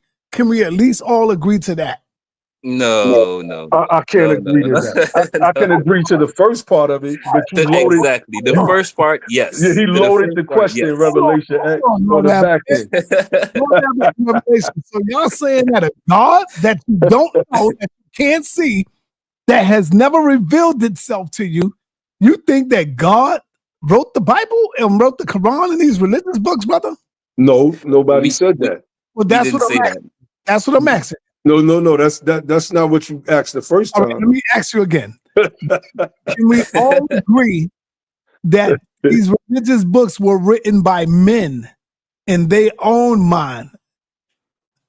Exclusive. Let's get rid of the God's concept. Let's get rid of that God. But it all came out of the mind of man. Can we all agree to that? No. I believe that man was inspired by a higher being to write these texts in whatever form. He could have been inspired by his woman. When you're reading the coming forth, what is it called? The coming forth by day and night. That's it. I'm so just say the Book of the Dead. Thank you, the Book of the Dead. When you're reading the Book of the Dead in those transliterations, no, it's coming forth by day and by night, but they called it the Book of the Dead. That's right. They called it the Book of the Dead. They opened up the tombs, they found the book laying on their chest, so they called it the Book of the Dead. That's right. Now, when you're looking at those translations, because I had that book, it reads in many ways like the Bible or the Quran, pretty much preparing man to go into a different state of being, right?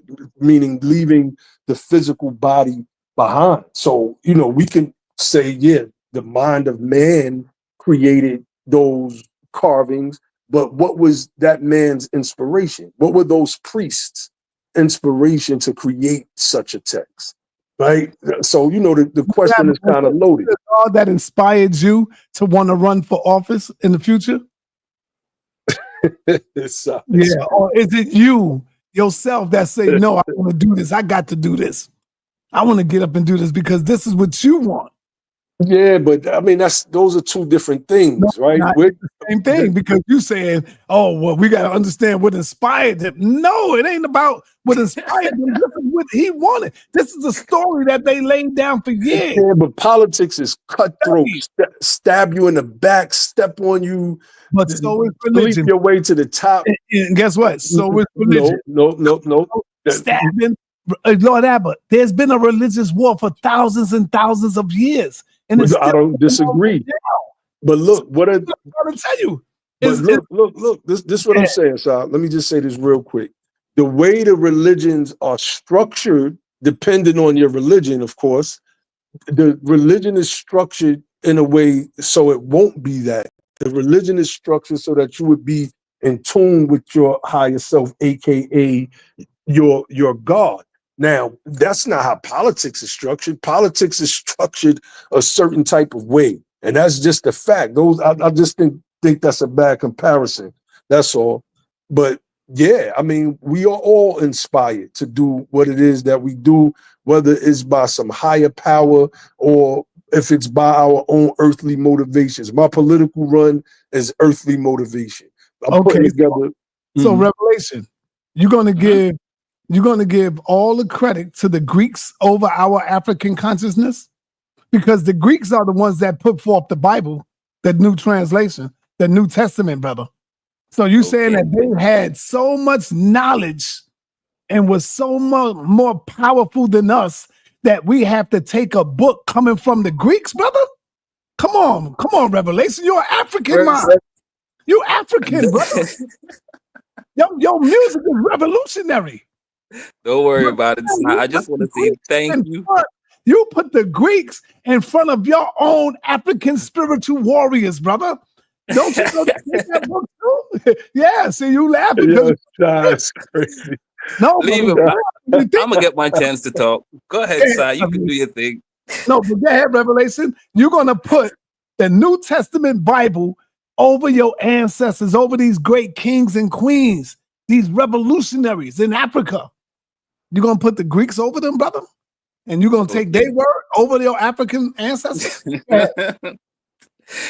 First, and the reason I'm laughing is because I just want to give you flowers for teaching me how to do this and how to turn words, how to switch up words and how to put words in people's mouth. And all, sa.neter, I thank you for teaching me this. But now let me answer your question.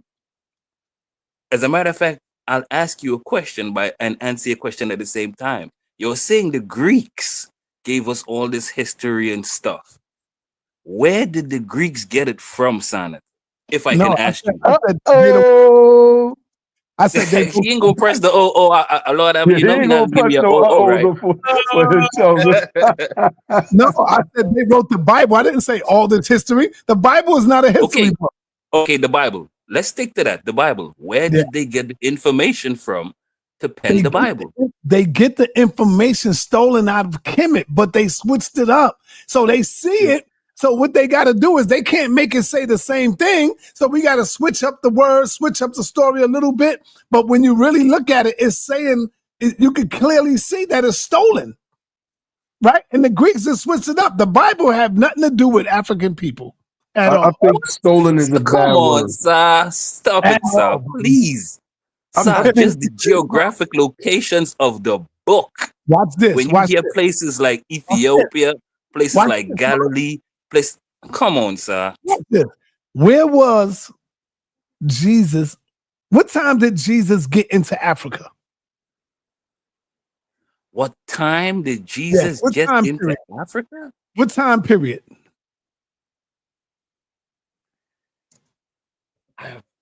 I don't know. I don't even know if I can understand your question. When did Jesus Christ came into Africa, brother? That's what I'm asking you. Meaning his birth? The teachings of Jesus, brother.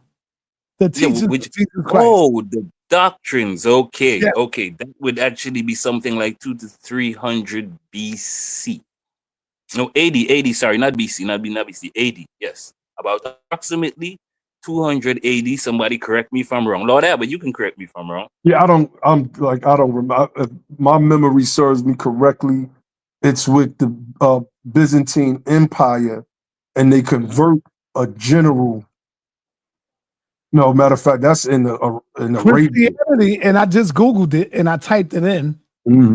Christianity itself arrived in Africa in the 1st century AD. So it's 100 AD, not 200. Okay. In the 1st century AD. So the 1st century. Christianity spread North Africa from Jerusalem to missionaries with the century of Jesus' death. Come on, man. That's not our stuff, brother. Our ancestors, are you telling me the Twa people was reading about John, Luke, and Paul? Come on, Revelations. That's a loaded. No. Nah, Sal, you bugging with that. That is just loaded, man. The Twa people, one of the oldest people in Africa. The people in the Brazilian rainforest ain't know nothing about Jesus in the 100 AD. Thank you. What are you talking about, Sal? Twa people, brother. I'm just saying that don't make no sense. It makes a lot of sense. The Twa wasn't talking about no Jesus. They was lining the stars up and all of that, brother. They had their own gods that they was worshiping, but they ain't call them gods, of course. They ain't say the word God because that's in English. Thank you. And that's the thing. Different locations, different geographic location, different languages. So now this is where the confusion kind of comes in. But the Pygmy Twa people, I mean, Jesus, they still believed in a God system, sa.neter, because you're saying stuff, but you're always saying. But that's where the Greeks and everybody get the concept of a God from. That's Thank you very much. And that's the first question I asked you. Where did they get it from? So how could you still say if the Greeks got it from the Pygmy Twa, it's not white people's stuff? You just told me they got it from the black people, sa.neter. Damn, this is going to be hard. It's hard. I already know. You just let me jump in real quick. I believe that the concept of God develops outside of anyone's influence, and that everywhere people are, they start to give reverence to this thing that we call God in whatever form that they give reverence to it. So some people in some civilizations, like Egypt, right, there was a spirit that was over the water, that deserved over the Nile, right, Hapi of the Nile, that deserved reverence. I just don't believe that God, the concept, is something that we get because other people went and conquered other people. I believe that these ideas develop where people are. Right? When we're young, and I was born 5%er. I've never been to church, never been to a church Sunday, anything outside of funerals, obviously, but that even as a young 5%er, that thing was still in my mind that there was a higher power.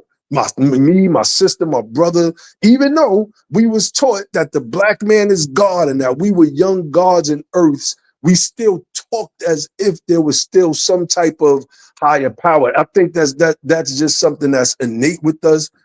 Yes, civilizations have conquered other civilizations, and in conquering other civilizations, they imposed their God on them. The formation of, I would say, of ancient Kemet, it starts with the war, right? We look at Flanders Petrie. What is his name? Flanders Petrie, or whatever the artifact that he found, and then you look at the what is it called? The Narmer's palette. When you look at Narmer's palette, you're witnessing a war that's going on. And by some accounts, it's a war between these two factions that pretty much worship the same thing. And one is worshiping Horus and the other one is worshiping Set. And those people that worship Horus win out. They win. And then Set gets reduced from a national god to this evil god, in the same way that the biblical Baal, which was like the ancient Jesus of that day, becomes evil in the biblical narrative. But if you look at ancient texts and how they viewed Baal, Baal was revered throughout the ancient world. He was as popular among those ancients as Jesus was. So I think it's a little more complex, but I get you, Sal. You asking your little questions, you trying to snag us up a little bit. It's cool. Sa, crazy. Let me get at Sa quick, Lord, but let me just get at it real quick. Okay, Sa, so you're saying that you believe these books was written without some form of godly inspiration or godly guidance? Or okay, indeed, so that's exactly what I'm thinking. Because because are you telling me that the God of the Bible will put a scripture such as, if a woman gets raped in the Bible, that all the person got to do is give the father some silver and some gold? What about the woman? And then you got to marry her. What if she don't want to marry you? But no, ain't no time. Stop it. They telling you got to marry the woman because you have took advantage of her, and then you got to pay the father some dowry. Come on, brother. Is that what God is about? And then in the book of Deuteronomy, where it talks about if you see a beautiful woman, you don't have to kill her. Take her. So we've been going down this for a while. Are you and you never win. You never win because I keep telling you that's Moses. Now, if you ask me who wrote those laws, I would have to tell you, yes, that was written by a man called Moses. And it was even addressed by Jesus Christ afterwards when he told them, you guys was just wicked. That's why Moses gave you a bill of divorce. But God said, what God put together, let no man cast asunder. So therefore, let one man, have a wife and let a woman have a husband. Just one. But you guys were so wicked. Moses was like, you know what? Yeah, if you don't want to, you can just divorce and probably get another one instead of just, Moses did that. And that's what Christ said. But let me ask you this. If God had nothing to do with the book, and we're not just talking Bible, Quran, Bhagavad Gita, coming forth by day and by night, all the books that was written by different people of different race, class, creed, colors, ethnicity, and languages. Where did they get the inspiration from, if not a higher force, sa.neter, to write these books? All of these different people in these different places all have spiritual books. Where did the inspiration come from, sa.neter?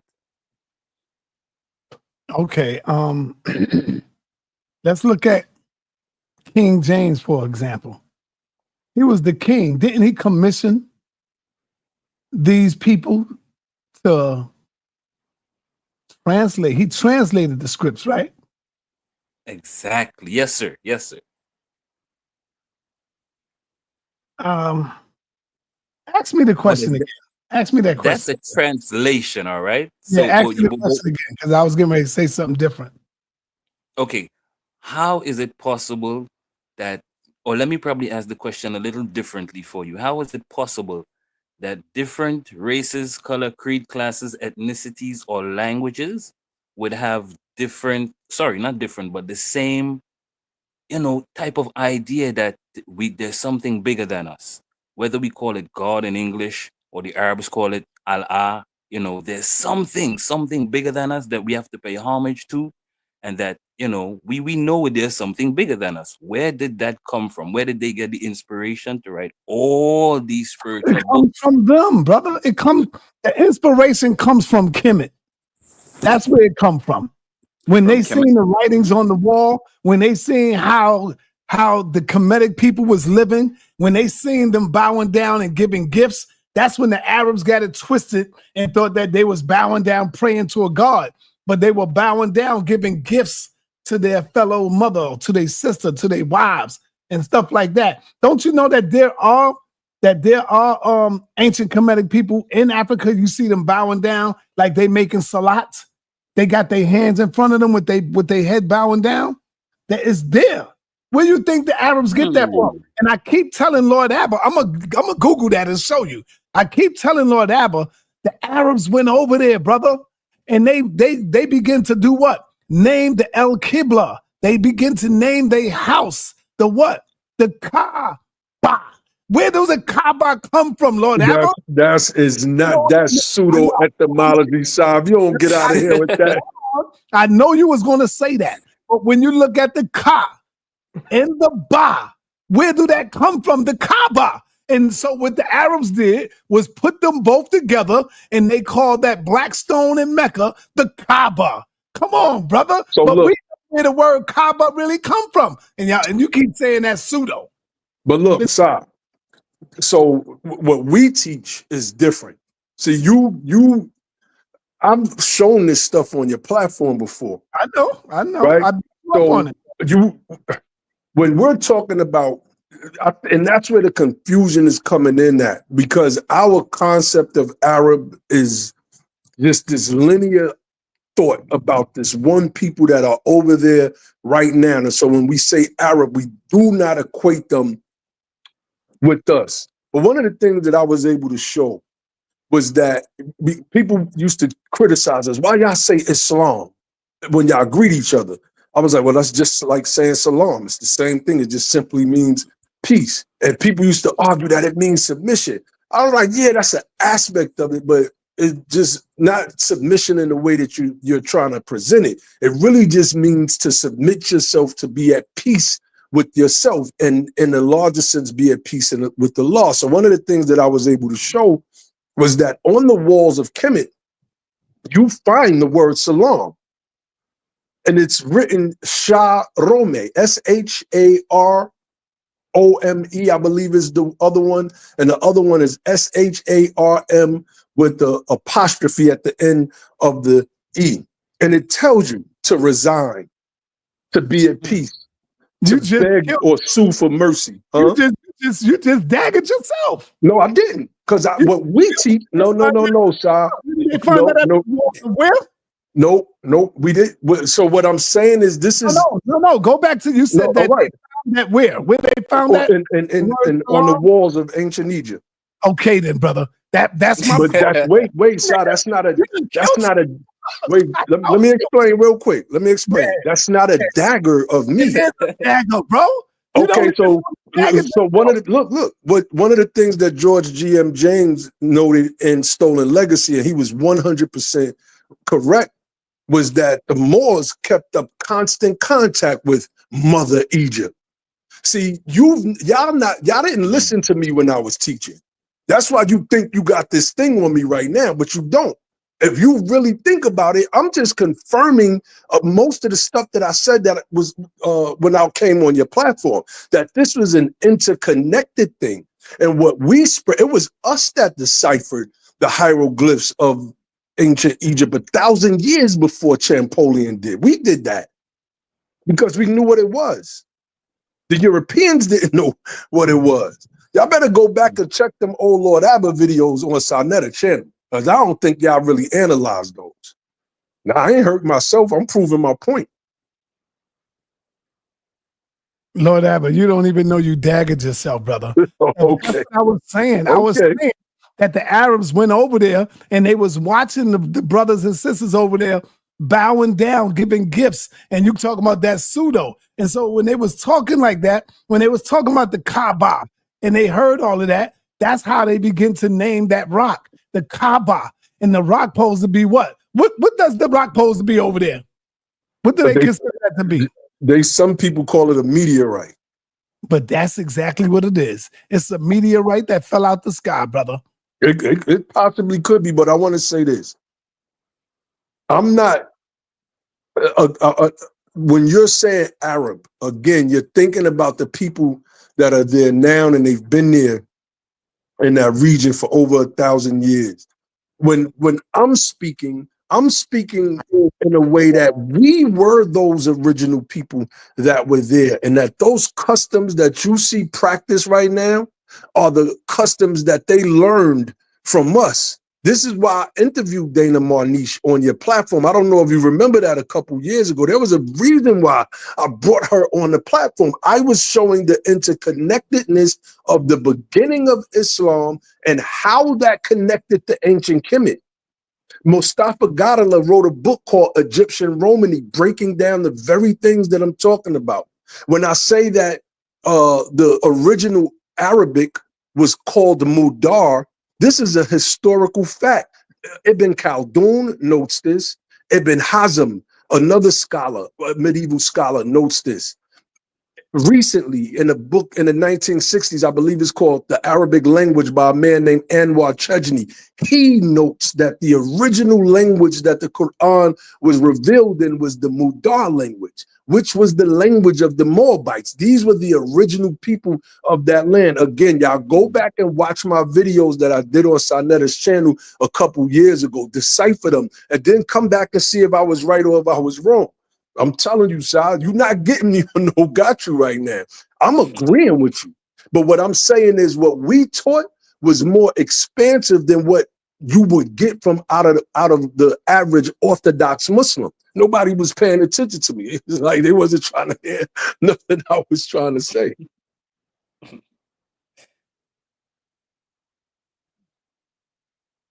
Stop probably on the phone. Revelation. Go ahead, Revelation. No, I'm getting some information from him. I'm gonna show him something. I'm getting ready to rock his cranium. I'm cool. I'm seeing someone else on the panel, so I probably will give brother All a right, chance. Sage. What up, Sage? You got something you want to say? Yeah, peace, God. Peace, sa.neter. Peace to all the brothers on the show. Hey, check this out. Hey, sa.neter, you write about a few things, man, and here's the problem I'm noticing with this whole Bible, Muslim stuff. I'm not trying to tear none of the guys down, but what I do want to say is this.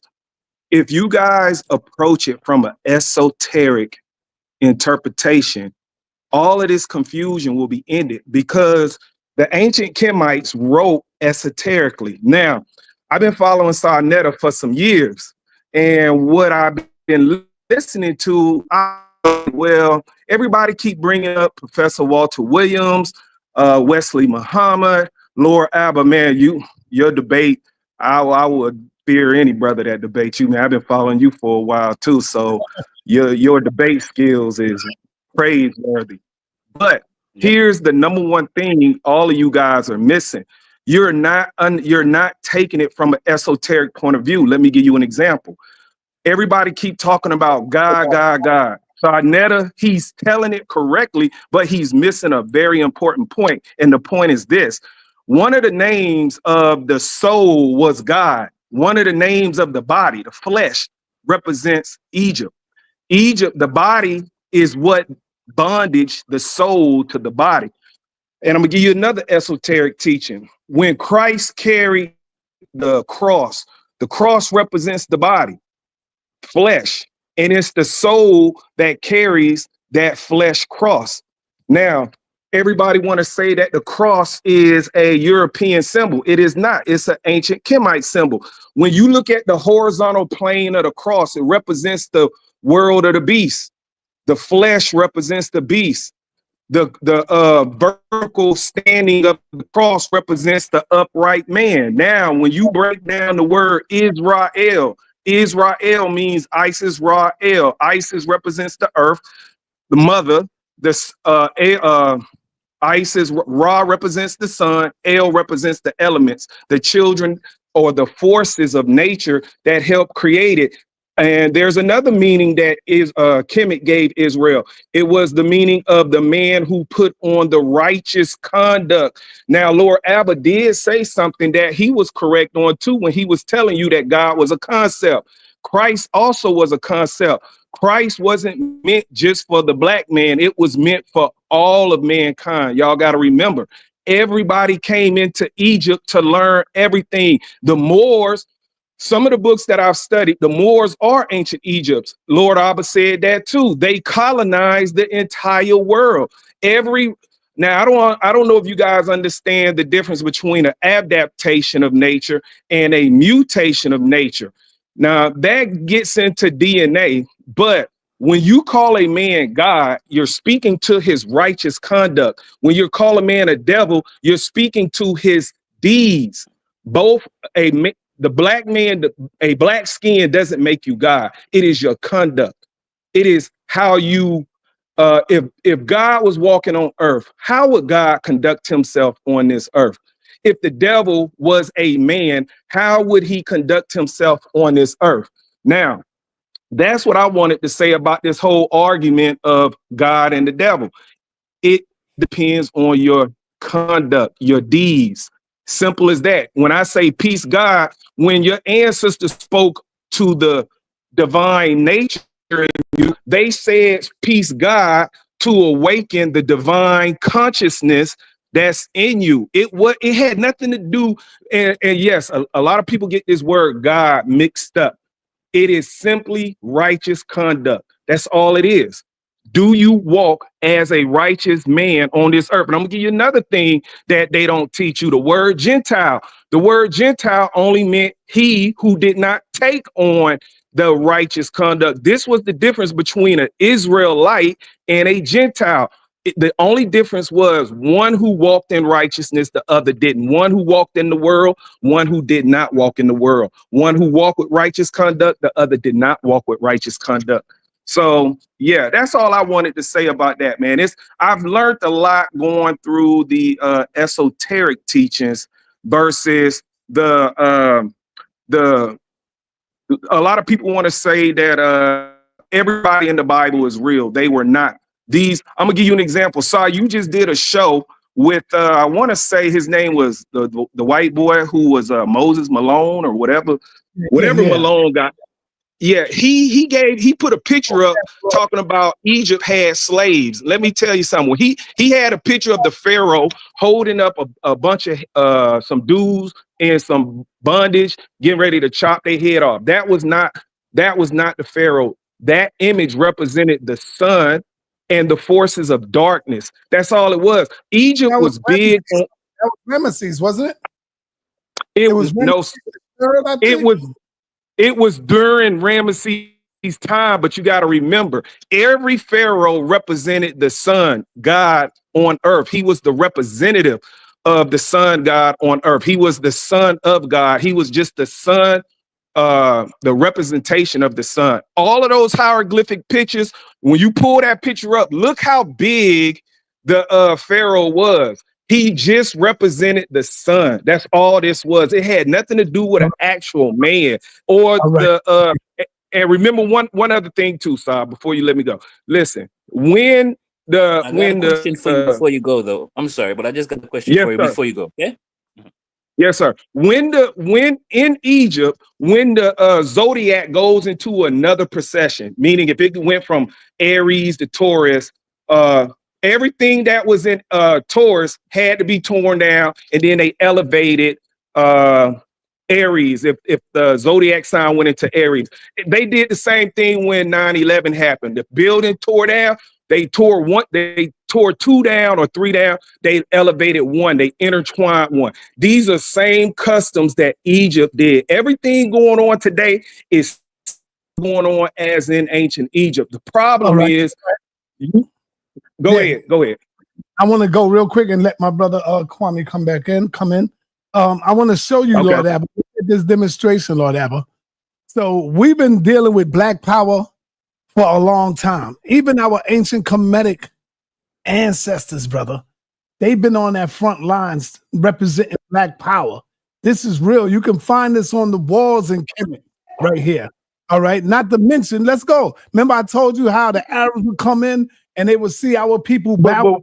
Sir, why are you directing that at me though? I'm confused. Hold on, because you was denying it. Remember, you kept saying you was going against it, and that was pseudo. I was not going against it, sir. This is not directed at you, but when you look at it, you'll see that our people in Kemet, they were bowing down. They got their hand in front of their face, brother.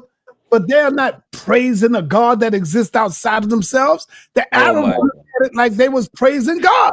Here's another one. They would bow down and they was what? Giving gifts to their loved ones. They would go down and get on their knees and they would give gifts to their loved ones. But the Arabs looked at it as though they were bowing.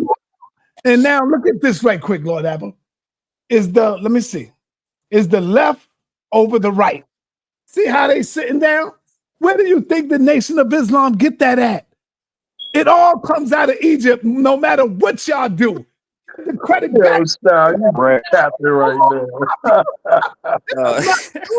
How could it be? No, listen. How could it be pseudo if I'm showing it to you, right? And so now, when you look at the Nation of Islam, look at how they sit, brother. Oh, man. They all sit with their hand. You know what I'm saying? So wait a minute. So wait a minute. Elijah Muhammad looked on the walls of Egypt and was like, I want you to sit like Mensuhotep. They did. It may sound funny, but that's exactly what they did. That's exactly. You don't think Elijah Muhammad knew that? Look at Khalid Muhammad. Khalid knew way more about Egypt than Farrakhan, and because that's what he studied. He studied that. Did. And what they say about the Arabs and the Muslims, he said, we ain't with that Arab stuff. That's why he was mad at the minister, Farrakhan, because Farrakhan was taking the people to the Arabs, right? Yeah, right. So I rest my case. Let me let Brother Kwame go in and do what he got. You ain't gonna get away with that so easy, sir. Yeah. Some of that was pseudo. Some of that was super pseudo. I was, bro. They are crazy. Sir, listen, I only have one thing. I have one thing to say. Now, I'm gonna let my brother finish. I'm not gonna be long. But when you because I pay homage to Kemet as well. Keep in mind, sa.neter, at all times, that Kemet is Ethiopia's oldest daughter. Okay? Yeah, I agree. Okay. I agree. I'm done. Correct. Yeah, I'm not gonna dispute that. Well, I want to hear from the brother that called me a consistent liar in the chat. All right. It's on the stage right now. Let's go. Yeah, I'm about to get to that in a second. A peace to my big brother sa.neter. Peace. I'm gonna pay a little homage to you for doing the good work you've been doing for all these years. Thank you, brother. I appreciate you having one of the top Pan-African platforms in the world. I wanted to get to one question first, a little Abba. You said that black people was the Arabs. Are you insisting that the black people was the Lakmis and the Ghassanids and the Himarites? With the who? Are you insisting that black people was the Lakmids, the Ghassanids, or the Himarites? I mean, it depends on which sources you're looking at. I haven't looked at this stuff in a while. So, according to certain scholars like Dana Marniche, yes, they were the original people that we would call Arabs today, especially the Himyarites. Do you have any depiction, like ancient sources are depicting the Lakmids or the Ghassanids? Well, obviously I don't have that stuff in front of me right now. I'm on my phone. I don't have that right now. So can you point me So to a scholar? Wait. I got a question. Does that mean I'm lying? Yeah, you're lying, because we know that the Lakmids and the Ghassanids descend from the No, I'm not a liar. No, I'm not a liar. DNA will prove that. You asked me a question first and foremost that I'm not even 100% sure about. If you're now asking me to direct you to a source. I'm going to direct you to Sister Dana Marniche and her blogs. But you said No. Hold on, brother. Hold on, brother, because you asked me a specific question, and I want to get to your question. I want to make sure we flesh that out, because you're calling me a liar, which means that I'm intentionally getting up here trying to mislead people, and I'm gonna prove you wrong. So you asked me to direct you to a source. I interviewed Sister Dana Marniche right here on sa.neter's channel. Pull up Dana Marniche, Marniche. Before that, her name was Reynolds, Dana Reynolds. Pull up her blogs, and then you'll read for yourself where she talks about the very people that you just named as being originally quote unquote black people. That's first and foremost. You may have a body of knowledge that reads something different. I wouldn't dare call you a liar because you may have read or got information from a different source. In the book, The Golden Age of the Moor, there's a debate going on between Dana Marniche and what's the Golden Age of the Moors? Man, what's the name? I can't think of the scholar's name. He's a contemporary with Runoko Rashidi. They co-wrote their entry in the book The Golden Age of the Moor, but they're having a debate about the Tamahu. And this is a debate. Would you agree? Wait, hold on.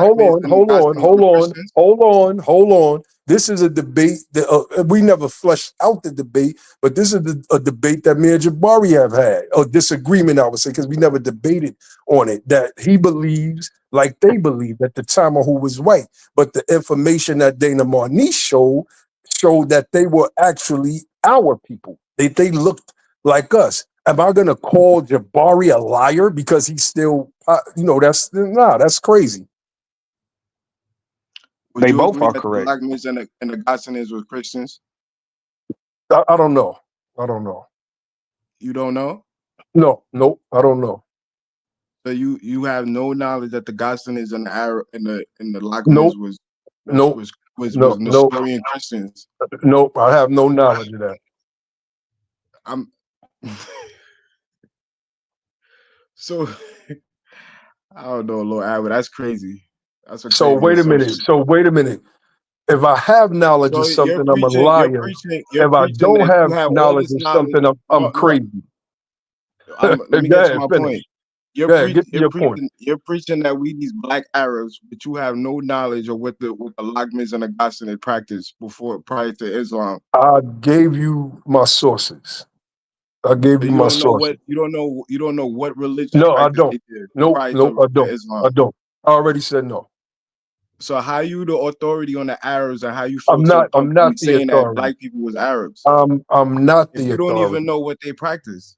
I'm not the authority. So what I did was I cited the What sources. language do they speak?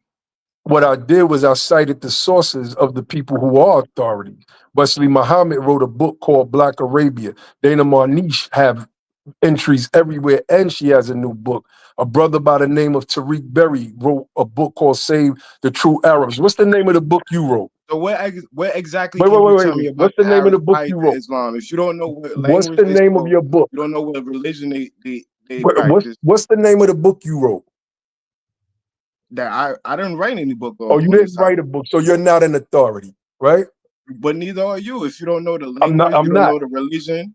I'm not. You I'm don't not know an anything authority about on the that Arabs. So specifics. I'm not. how could you say I so cited. comfortably that they're black? I cited my sources. And the sources that I cite use contemporaneous documentation. That's why I directed people to go back and watch Dr. Wesley Muhammad's lecture, The End of Ghetto Scholarship, so they could see it for themselves. You don't know how this So, works. You must be new so here. where did these black Arabs go? Where did they disappear to? I don't know. I don't know where they went. I don't know where they disappeared to. So you're up here claiming that Listen, we these if black Arabs in Islam, but you don't know anything about the religion that they practiced before Islam. You don't know where they went after listen, Islam. You don't know what language they spoke prior to Islam. So you don't know bro, anything about these Arabs. I spoke about a language that was spoken by a specific group of people. I sure did. What was that If you language used to write okay, the listen. Quran? Yep, yep. What's the name? What's the name of Here's the my language? take on this. Mudar, Huh? Mudar. Look it up.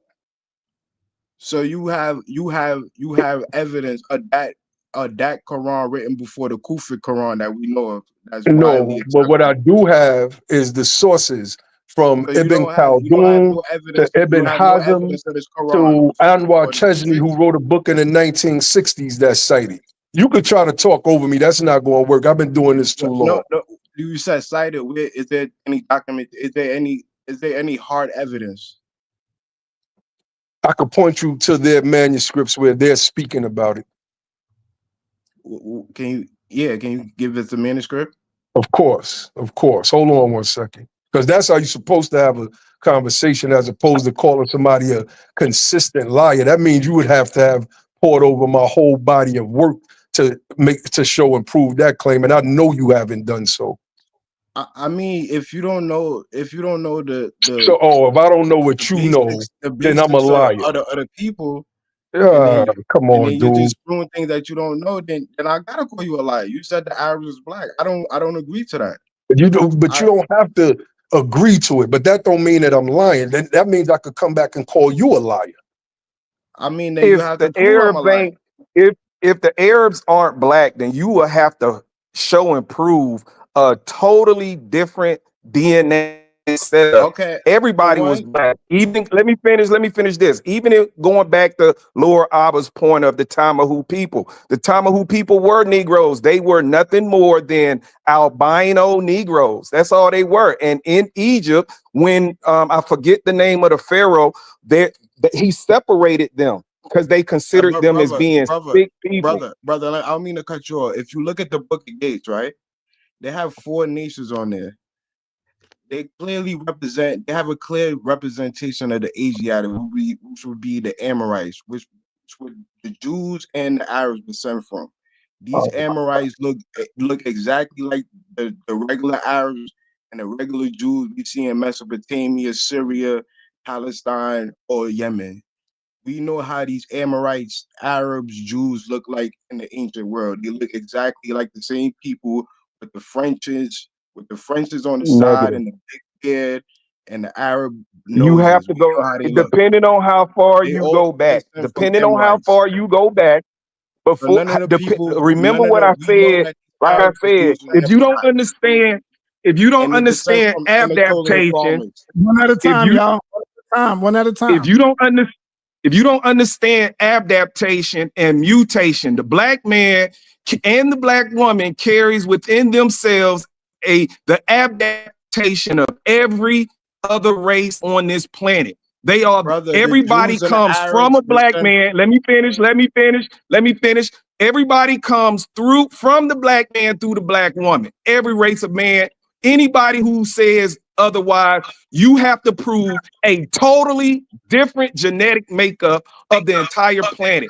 Every last one of these people come from you. That's number one. Then when you go into mutation, after a adaptation comes from the original blueprint and mutates, then that's when you get up all the other races and stuff. But the black man and woman can make every race of people on the planet, but they cannot make you, which means everybody was black. Even the Tamahu, I got the books right here that says the Tamahu was nothing more than albino Negroes. That's all they were.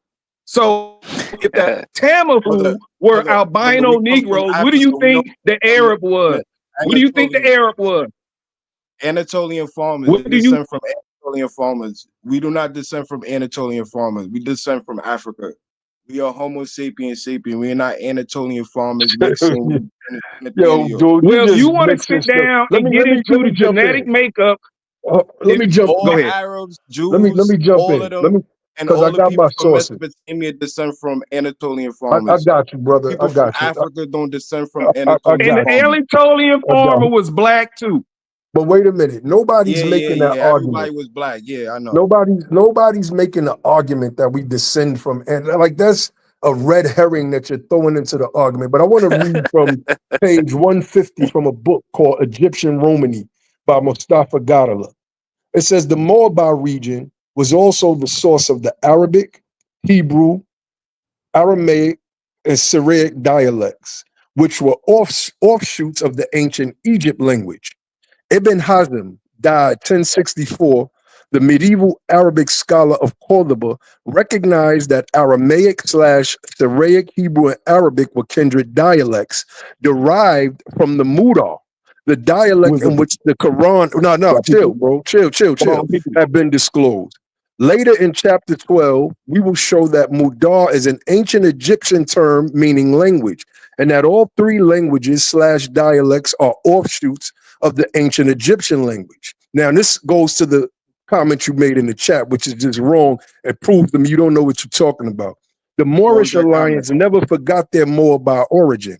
Christian Chronicles, which I have cited many times in my blogs and right here on sa.neter's channel, Christian Chronicles sometimes refer to the Almoravids as Moabites. There are numerous references to the Moabites in the Chronica et the Fonsi.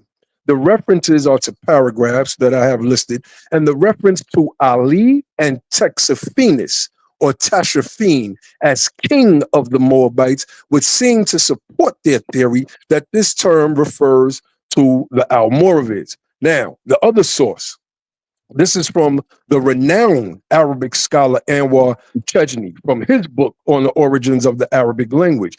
He says, as mentioned before, the original home of Arabic, the Arabic of the Quran and of literature, may be traced to the northwestern region of the Arabian Peninsula. The northern region is regarded as the home of the Mudar language. This is the 1960s. The other author that wrote his book was in the early 2000s, but citing the records from medieval times. So let me continue reading. The northern region is regarded as the home of the Mudar language, the forerunner of Arabic. And the southern region is considered the locus of the Himyarite language spoken by the Yemenites and their neighbors.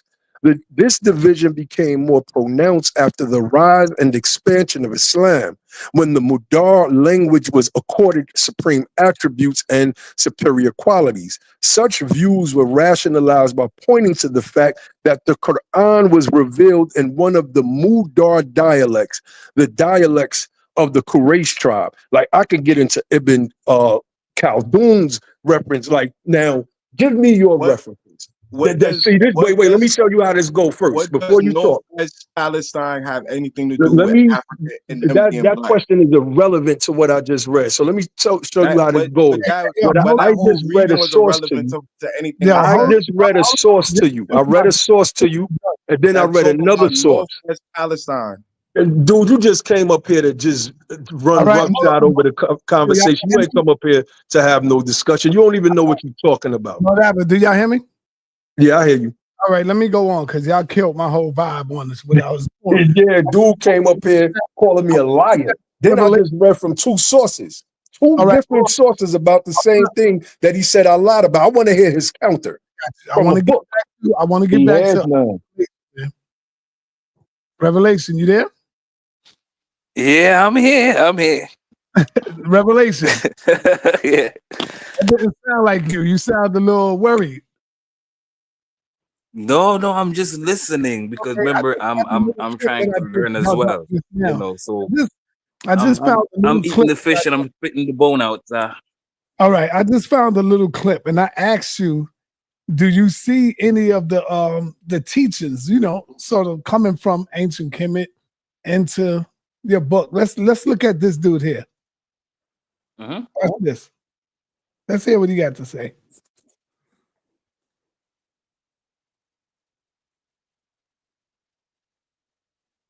How do it play? It ain't playing. Let's see. All right. We have evidence from Egypt that ties into the Bible. Many people say, well, there is no evidence of Israel and Egypt ever going against each other or having conflicts or sharing history together. This is because people do not believe the events that are listed in the Bible. But history and archaeology has shown us time and time again that this is in fact not the case. And we do have an abundance of evidence from archaeology and history that matches with what is listed on the Bible. Today, I'm going to share some with you. And you might be wondering, well, who is this guy behind me in the background? Well, this is Pharaoh Merneptah. Here's a little close-up of what he looks like. And because this guy was boasting and flexing, we now have one of the greatest archaeological findings that ties into the Bible. Allow me to introduce you guys to the Merneptah stele. The Merneptah stele obviously getting the name from Pharaoh Merneptah. And a stele is basically an inscription, as you can see there, where writing is put into and some obviously images on the top. Okay, but how does this tie into the Bible, or how does this tie into Israel at all? Well, in this inscription specifically, this inscription was discovered by Flinders Petrie, who was an Egyptologist. It was located in 1896. The reason why his findings are so significant is because this is the oldest inscription that directly mentions the name of Israel. So let's go ahead and read the translation. Canaan is plundered with every evil. Ashkelon is conquered. Gezer is seized. Janoam is made non-existent. Now look at the next one. Israel is laid waste. So here we can see that Pharaoh is boasting about battles that he has won, one of them being against Israel. But now there's something rather peculiar about this as well. As you can see, the top three names for Ashkelon, Gezer, and Janoam all have this little castle or this fortified city inscription, which if you translate it means that those places had kings, while Israel has the symbol for a people, meaning that Israel still did not have a king. So this is before the time of David, the time of Samuel, the time of Saul. And we can in fact date this all the way back to the book of Judges, which says in those days, Israel had no king. Everyone did as they saw fit. This also ties beautifully with see the copy. No, I ain't almost done. But you see the copycat and all that. They didn't even have what was called kings and all that until Israel's king is Israel's God, sa.neter. Stop it. Date the inscription to be which is about 1200 BC. Look at so that. Again, the timing matches perfectly with the timing of the Judges, in which Israel had no king. See? And again, this is the oldest mention of Israel in a source that it's outside of the Bible, but yet it confirms the Bible so clearly. I don't know how many of you guys are interested in this, but archaeology is something I love, specifically biblical archaeology. And the archaeology, time and time again, just confirms what we see on the Bible. So if you would like, I can make more videos on this because I love this topic, and I'm sure it can be beneficial for some of you guys. And another thing, Moses, another thing, Revelation, is that when Moses went up to get the 10 Commandments, it was really 15 of them. But Moses, I thought it was 42. No, Moses, he dropped 5 and it broke up. Let me give you an example of what I'm talking about. The Lord Jehovah has given unto you these 15 10 commandments for all to obey. You see that? sa.neter, you're not right. The Lord Jehovah has given unto you 15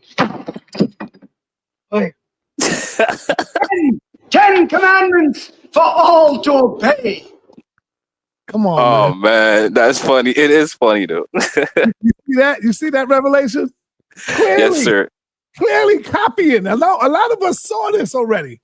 Clearly copying. I see it. This is the Immaculate Conception with Mary, having a baby without being touched by a man, and a set right here, Heru, sitting on her lap, having a son without being touched by a man. Come on, man. Clearly plagiarized, brother. Clearly. You're going to deny it? Okay, well, let me ask you. So would you say that the birth of Mitra and the birth of Buddha, because a lot of these different births, they're not only are they written to be on December 25th, but they're also written that they were immaculate conceptions. You speak like the only immaculate conception in spiritual walks of life was Christ and Aset and all of these. So what would you say about Mitra and the others? I would say they copied and plagiarized from Kemet, from ancient Kemet, brother. Okay, well, I wouldn't be able to fight it. I wouldn't be able to fight that. I really can't. Yeah. Yeah, you get the book by Kersey Grave, The 16 Crucified Saviors, brother. Yes, sir. I looked at that a long time ago, years ago. Yeah, but you leaving out the most important part. That white boy, can I answer 52 that blades. question, please? But real quick, that white boy, 52 blades, that put that $10,000, Ben Stanhope was his name, put that $50,000 challenge up to Sarah Seti, debunked that crucified savior stuff. He debunked that Zeitgeist movie, and Sarah Seti never took that debate. Instead, he came on sa.neter channel cursing, calling them all type of white boy, but he never ever took that debate. See, I'm old enough to remember all of this stuff. I remember. Oh, one more thing, because JJ and Unc and Cedric, they going at it when it comes to did Africans get here before Christopher Columbus? Unc in the perspective is no, there were no Africans here.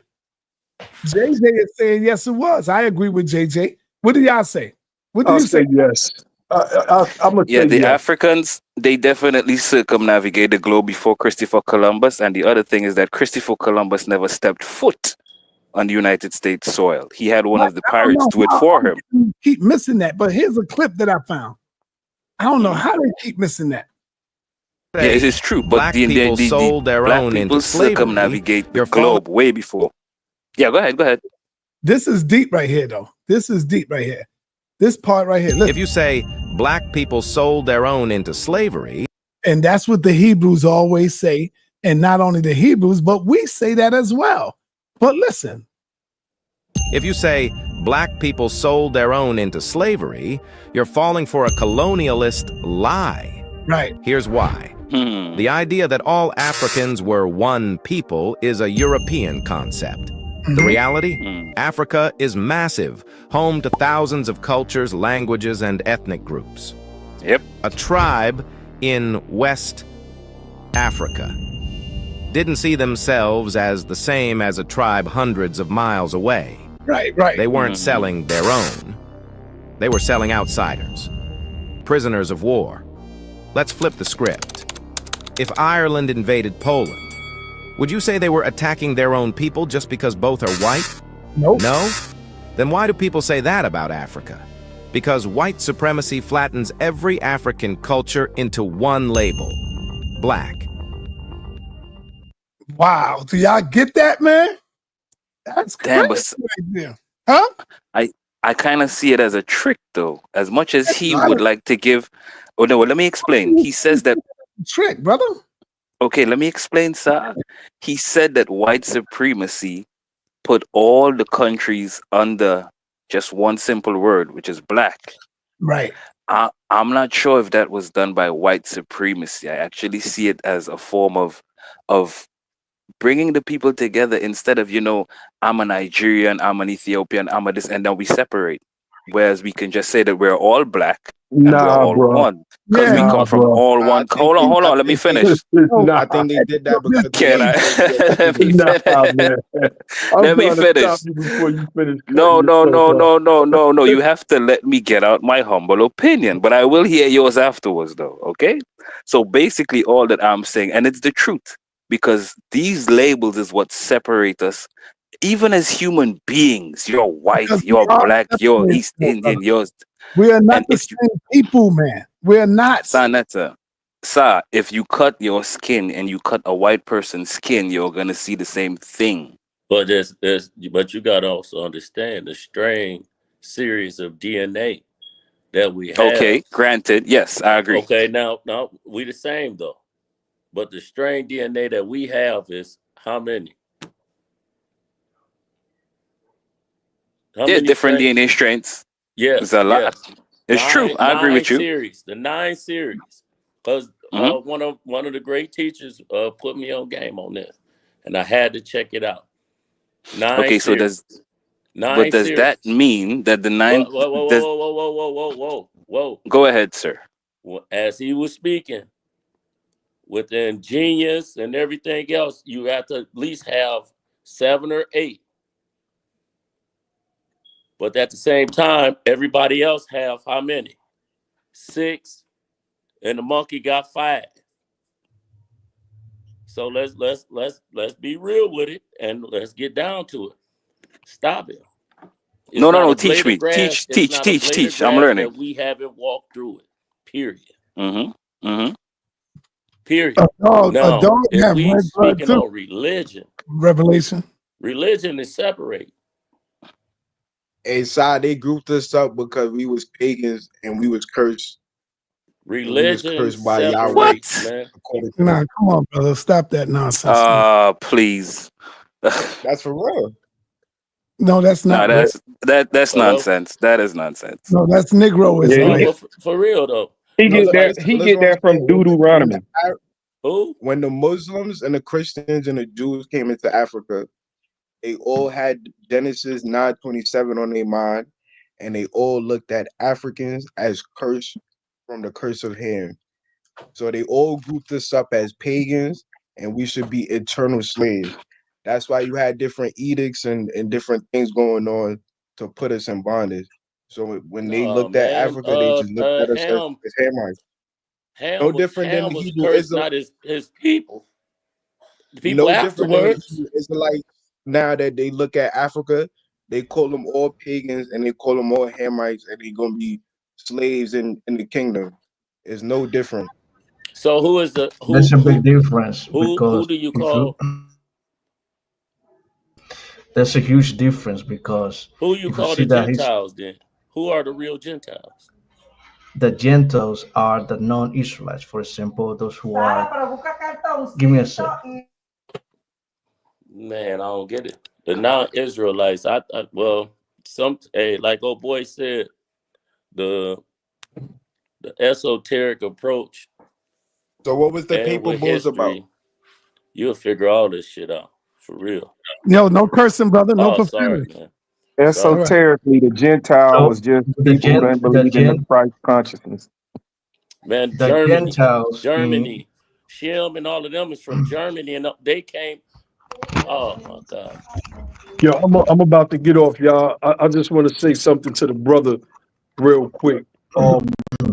First and foremost, I'm 51 years old now. I'm an elder in this space, and this is supposed to be about intellectualism. And when you come to, when you step up in this space, number one, you got to respect your elders. That's first and foremost. Number two, that's definitely not a way to come and have a debate with somebody by calling them a consistent liar. You've never vetted my works before. I've never seen you do a breakdown of anything that I teach. I've never heard of you before. So for you to call me a consistent liar, that's nasty work, fam. And in an intellectual space, if that's what this is supposed to be, there's no place for that. So I just wanted to let you know that, brother. Like when me and Reggie go back and forth, me and Reggie in the same age range, and we've been doing this for the past 15 years. All right. So we could get on we probably could get on a. Lord, I heard you call Jabari, Shaka, and all other people liars. Come on, man. Come on. We've had debates. And if I was able to prove something wrong, and then you still went back and pushed that, I'm gonna call you a liar. But you haven't done that. But I seen Shaka debunk you plenty of times, so that's why I'm calling you a liar. Shaka has never ever debunked me. Shaka did the piece on sa.neter. Hold on, brother, because I don't know if you know.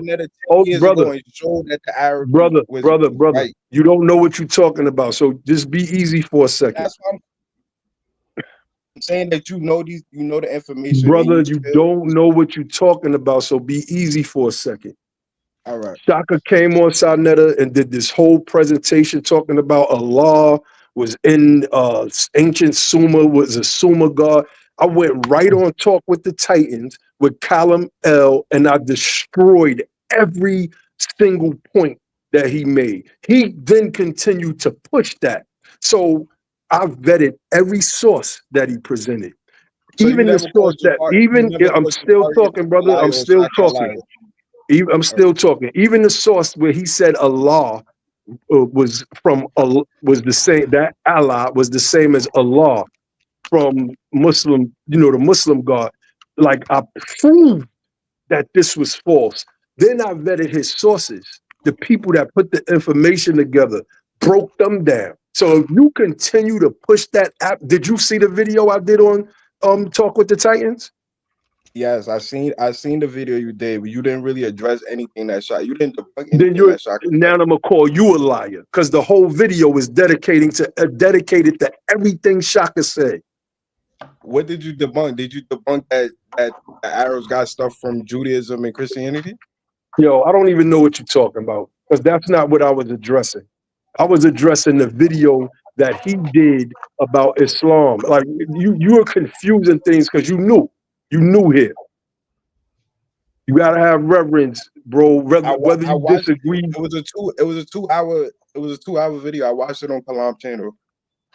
So if you watched it on Kalam's channel, and then you went back and looked at what Shaka was presenting, then there's no way you could come away and still say, well, Shaka was right.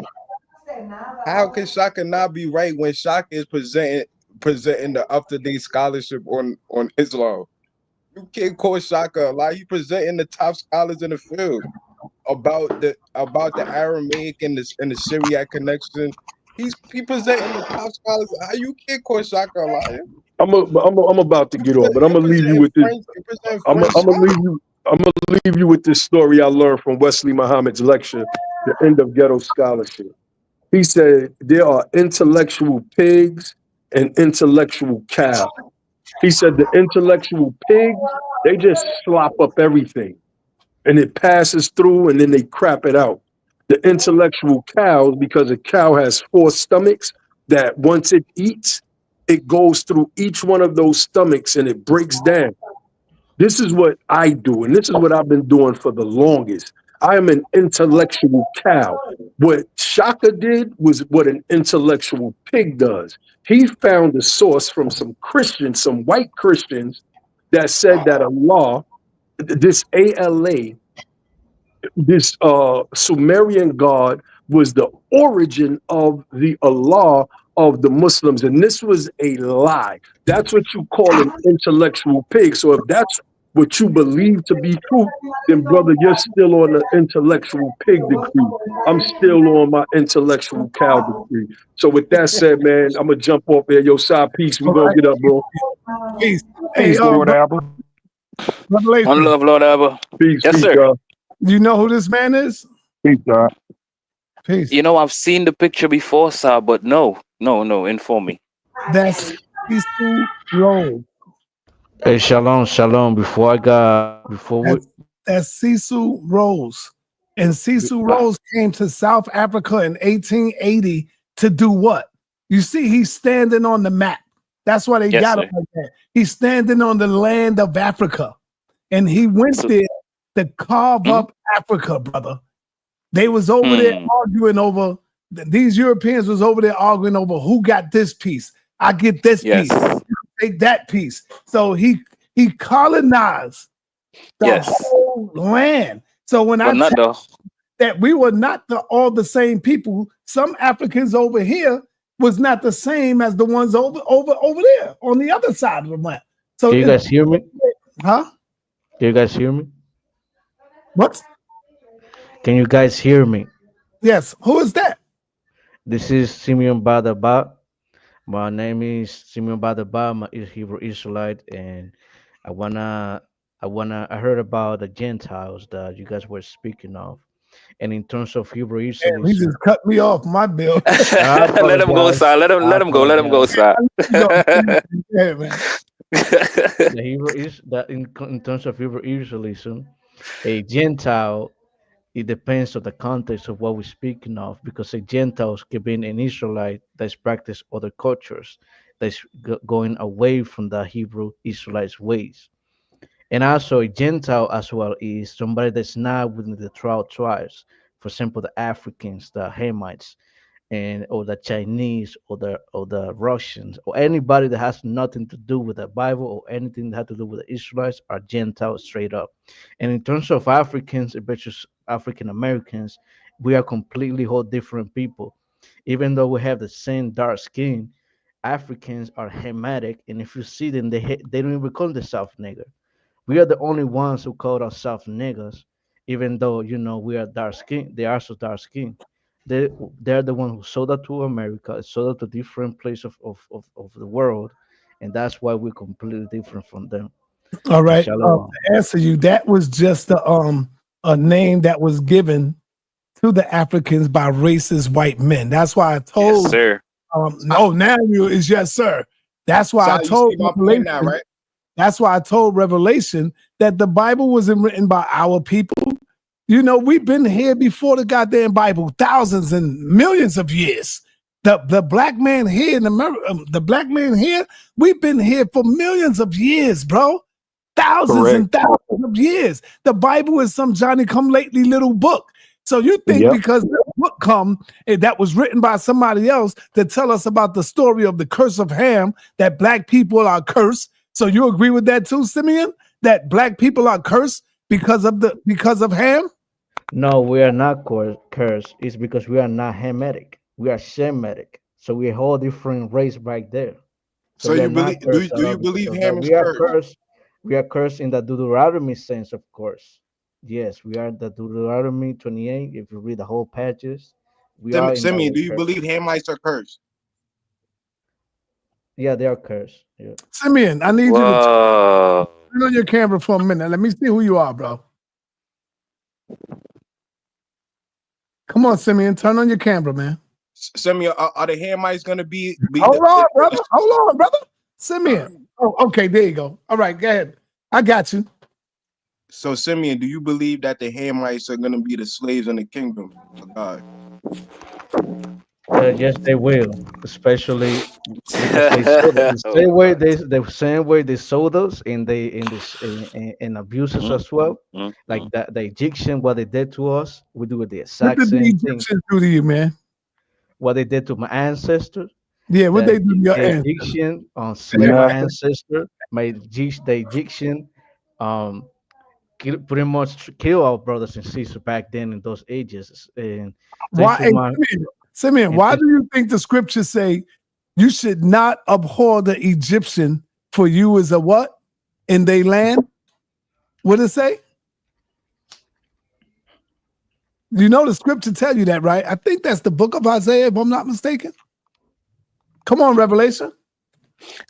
Say it again. You should not abhor the Egyptian. Yeah, that's in the Bible.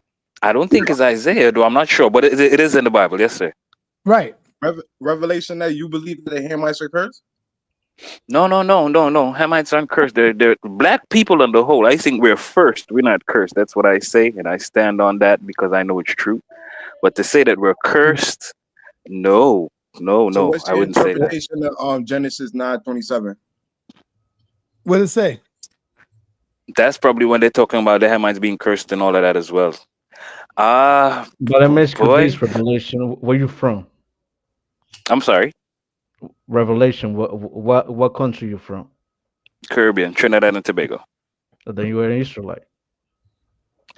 Listen, I have no problem with somebody telling me that I am an Israelite, but I don't think like you guys. I do not think that Christ is going to come and enslave white people. Okay. And I would never say that I am going to kill Africans, chop, chop.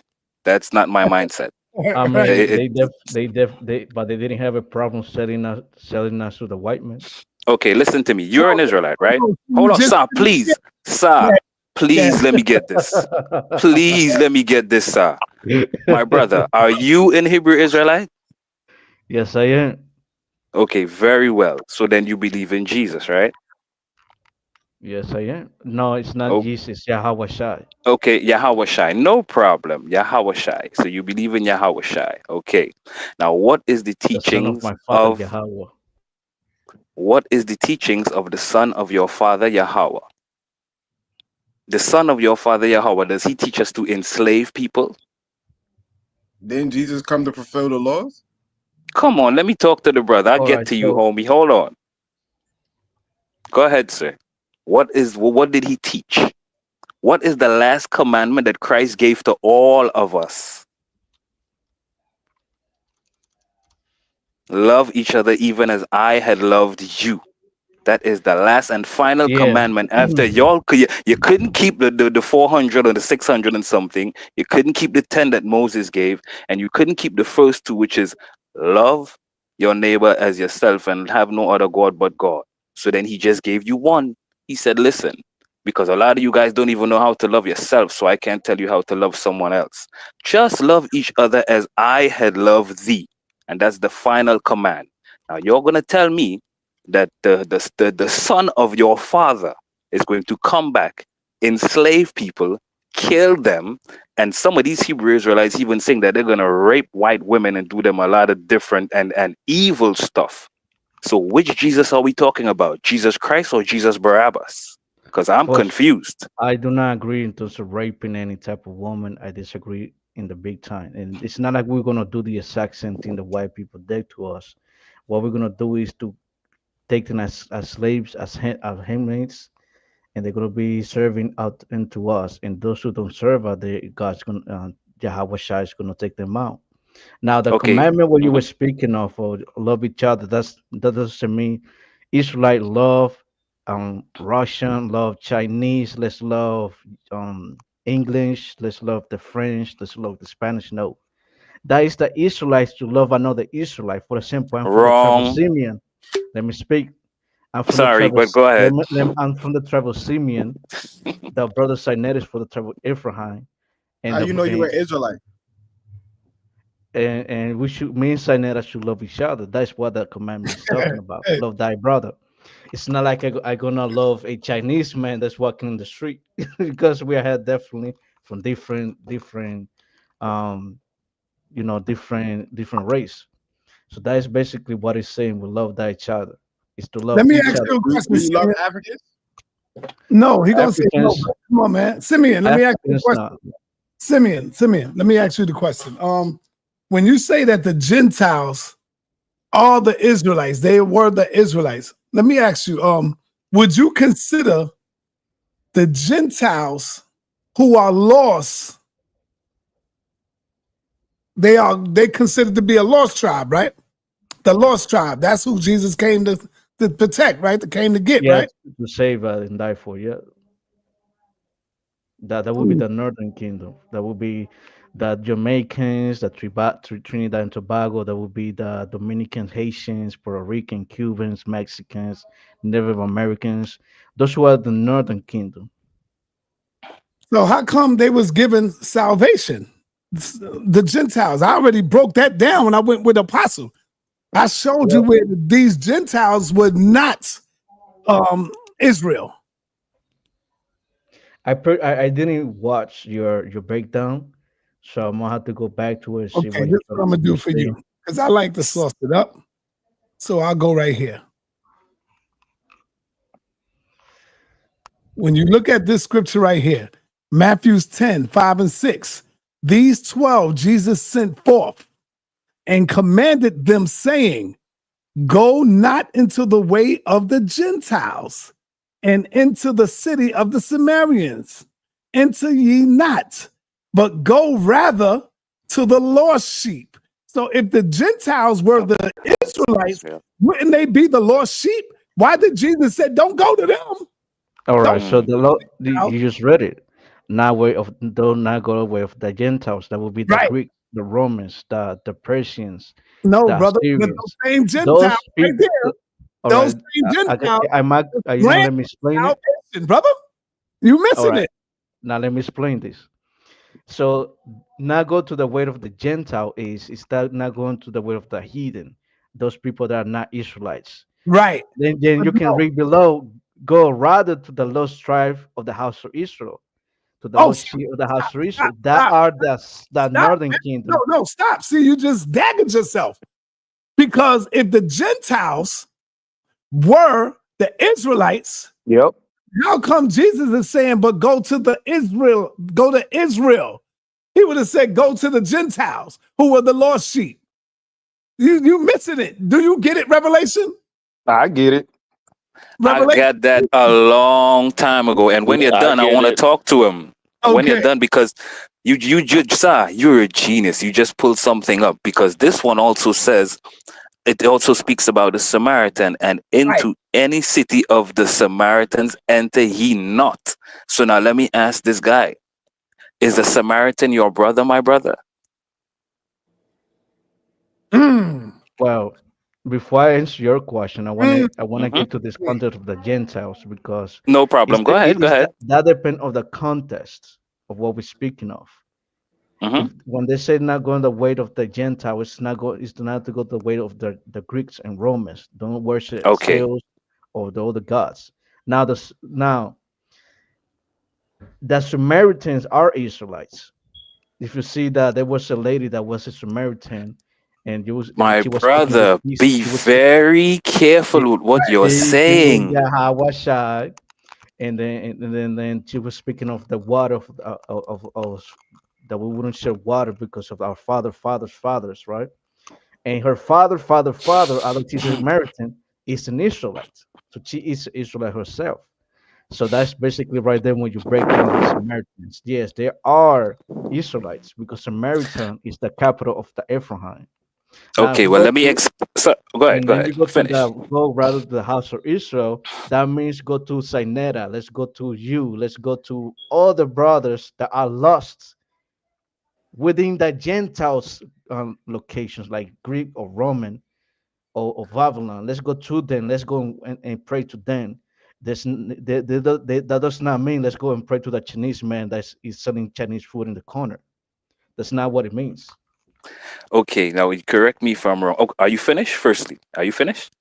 I am done. Okay, Can my I brother. say Thank one you for thing that. before you start, bro? Go ahead. See, first off, Gentiles, if you break the Bible down, they are Caucasians. The Sumerians are the mulattoes. The lost sheep are melanated people. I'm not saying that mulattoes not, but the brothers. But then when you saying 12 tribes and everything else, break everything down. 12 of what? When you go into the Bible, that's a code book. And you saying 12 tribes of Israel, they talking about you. And I'm gonna stop. Go ahead, keep on. I'm gonna stop. All right. Yes, sir. Okay, well, what I basically wanted to explain to the brother would be. Yeah, hold up, Revelation. Let me go right. Go ahead, Let me go to the juggler to show the brother he don't know what he's talking about. Okay. Do you know who this man is right here? His name is at the top. You ever heard of Titus Justice? I never heard of him. Of course you didn't, because you wouldn't be saying that silly stuff that come out your mouth. Let me give you a little history. Titus Justice was a man that worked with Paul. Paul was over having a conversation at somewhere else. It didn't go well. So Paul said, you know what? I'm going to leave. You can go and look it up. Type it up, Google it, go to the Bible, Titus Justice, and you'll find where the whole story is at in the Bible, right? So he went to Titus Justice house, who was a goddamn Gentile. He was a Gentile. He wasn't an Israelite. He lived right across from the synagogue where the Hebrews would go, where the Jews would go and pray. And he became converted. He was converted because that's all he heard. He was living right next door to it. And so that's all he heard was them praying and them praising God and all of that. And what happened? He became a goddamn Israelite. All right. So would you like to go to Corinthians 12 chapter verse 2? Who's talking? Who's talking? I was trying to get a book in a chapter. So for this right here? You get this story right here? What I'm talking about? No, I wanted to read the Corinthians. Oh nah, brother. Stay with this, brother. Why you running from this? Don't run from this, man. Hey, sa. Yeah. This goes back to Moses 7:7:7. What do Jerusalem mean? What's the definition of Jerusalem?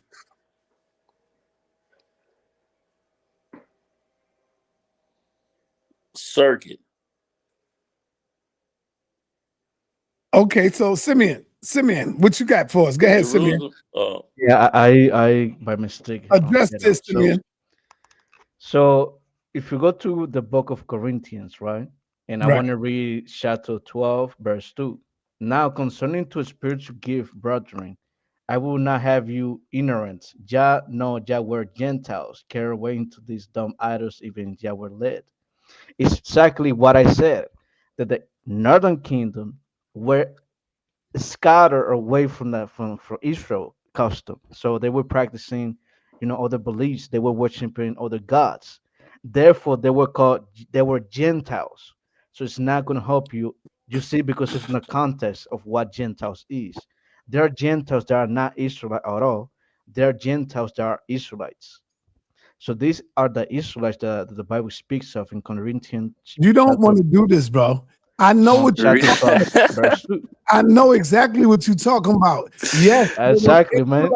There were Israelites who started hanging out with some of the Gentiles. I'm not going to dispute that. Yes. But this man right here, you can go look at it. We done did the history on it, the blue letter, everything. Who is an Israelite who converted into trying to be and being like some of the Gentiles wicked. Yeah, we know that. Go to the Bible and show that to me. No, that's your job, brother. You got to do the work, brother. I'll give you. What do you mean? You got that's too big for him, Sa. Go Why to did blue you do letter that? and go to the Bible verse and chapter verse showing a non-Israelite can be grafted. I don't want to do this, man, but I don't want to call Nepal, man. Sa, it's too much for him. Let me hold on, man. Paul's not going to help you either. I want to call Nepal. Let me get him, son. Let me get at it. Let me get at him, son. Please. My brother, you're saying that something as simple as the Samaritan is not your brother. You're saying only Israelites is your brother. And that's crazy because that's not what Christ said. Now, let me give you a parable of Jesus the Christ, or Yahweh. Let me say it the way you would say it, okay? So let me give you the parable of Yahweh. What did he say to the Israelites? He said there was an Israelite lying in the streets. He got robbed. He was dying. They beat him, they robbed him, and they beat him to the point of death. A Levite passed him, which is a priest, and the priest said, oh my gosh, my Israelite brother, he's dying, but I can get robbed too. So he passed over him. Somebody else passed and saw him, and they said, you know what? I'm sorry. I felt compassion, and this person was an Israelite as well, but they did not help him. And then the story says, who helped him? The Samaritan. And then after the Samaritan helped him, took him to the house, paid the houseman and tell him, keep him for me. And if I need to pay you any more money, I'll pay you when I get back, and all these things. The question that Yahweh Shai asked, who is your brother in a situation as this? So you can't miss it.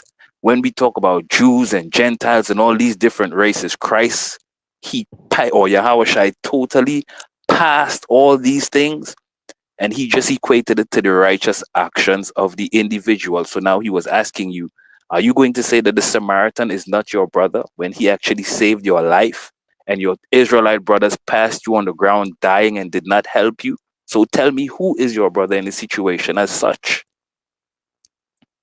The man with Simeon, the righteous deed. All right, so thank you very much. But let Simeon answer it. Let me let Simeon answer. Yeah, right. The Samaritans are Israelites. I already say they're Israelites. Yeah, but you're wrong because Christ said that they're not. So you're wrong. Respectfully, you are wrong. Oh, what it says because Christ says they are not. I just told you the story. He equated two Israelites as opposed to a Samaritan. And if that's not good enough for you, we just read where Christ said, do not go unto the Samaritans, nor do you do anything of the Samaritans. That's the scripture that sa.neter just pulled up for you. So now that we established that a Samaritan is not an Israelite, who would be your brother in the scenario of the Samaritan helping the Israelites and the other two Israelites passing him on the streets to die, leaving him to die? Who is your brother? Bro, don't pause when you already know the answer, bro. Come on, keep it real, Simeon. Who is your brother? Exactly. The guy. Simeon, you're quiet. He muted himself. My God. And this is what I'm talking about, sir. Let me read this in the book of John, chapter or verse 4. And all right, so let me read. Can you answer Revelation X question first? 7 and beyond. Cometh a woman of Samaria to drink water. Jesus said unto her, give me to drink, for the disciples were gone away into the city to buy meat. Then saith the woman Samaria unto him, How hast thou, being a Jew, asked of me, which am a one of Samaria? For the Jews have no dealings with the Samaritans. Mm-hmm. All right. Continue. You're proving me right. Continue. All right, let me read. Jesus answered and said unto her, I know of the news of a gift of God, and if thou said to thee, give me to drink, thou wouldn't have asked him, and he will have given thee water, living water. Thus the woman saith unto him, Sir, thou have nothing drunk with, and well is deep. From hence thou hast thou living water.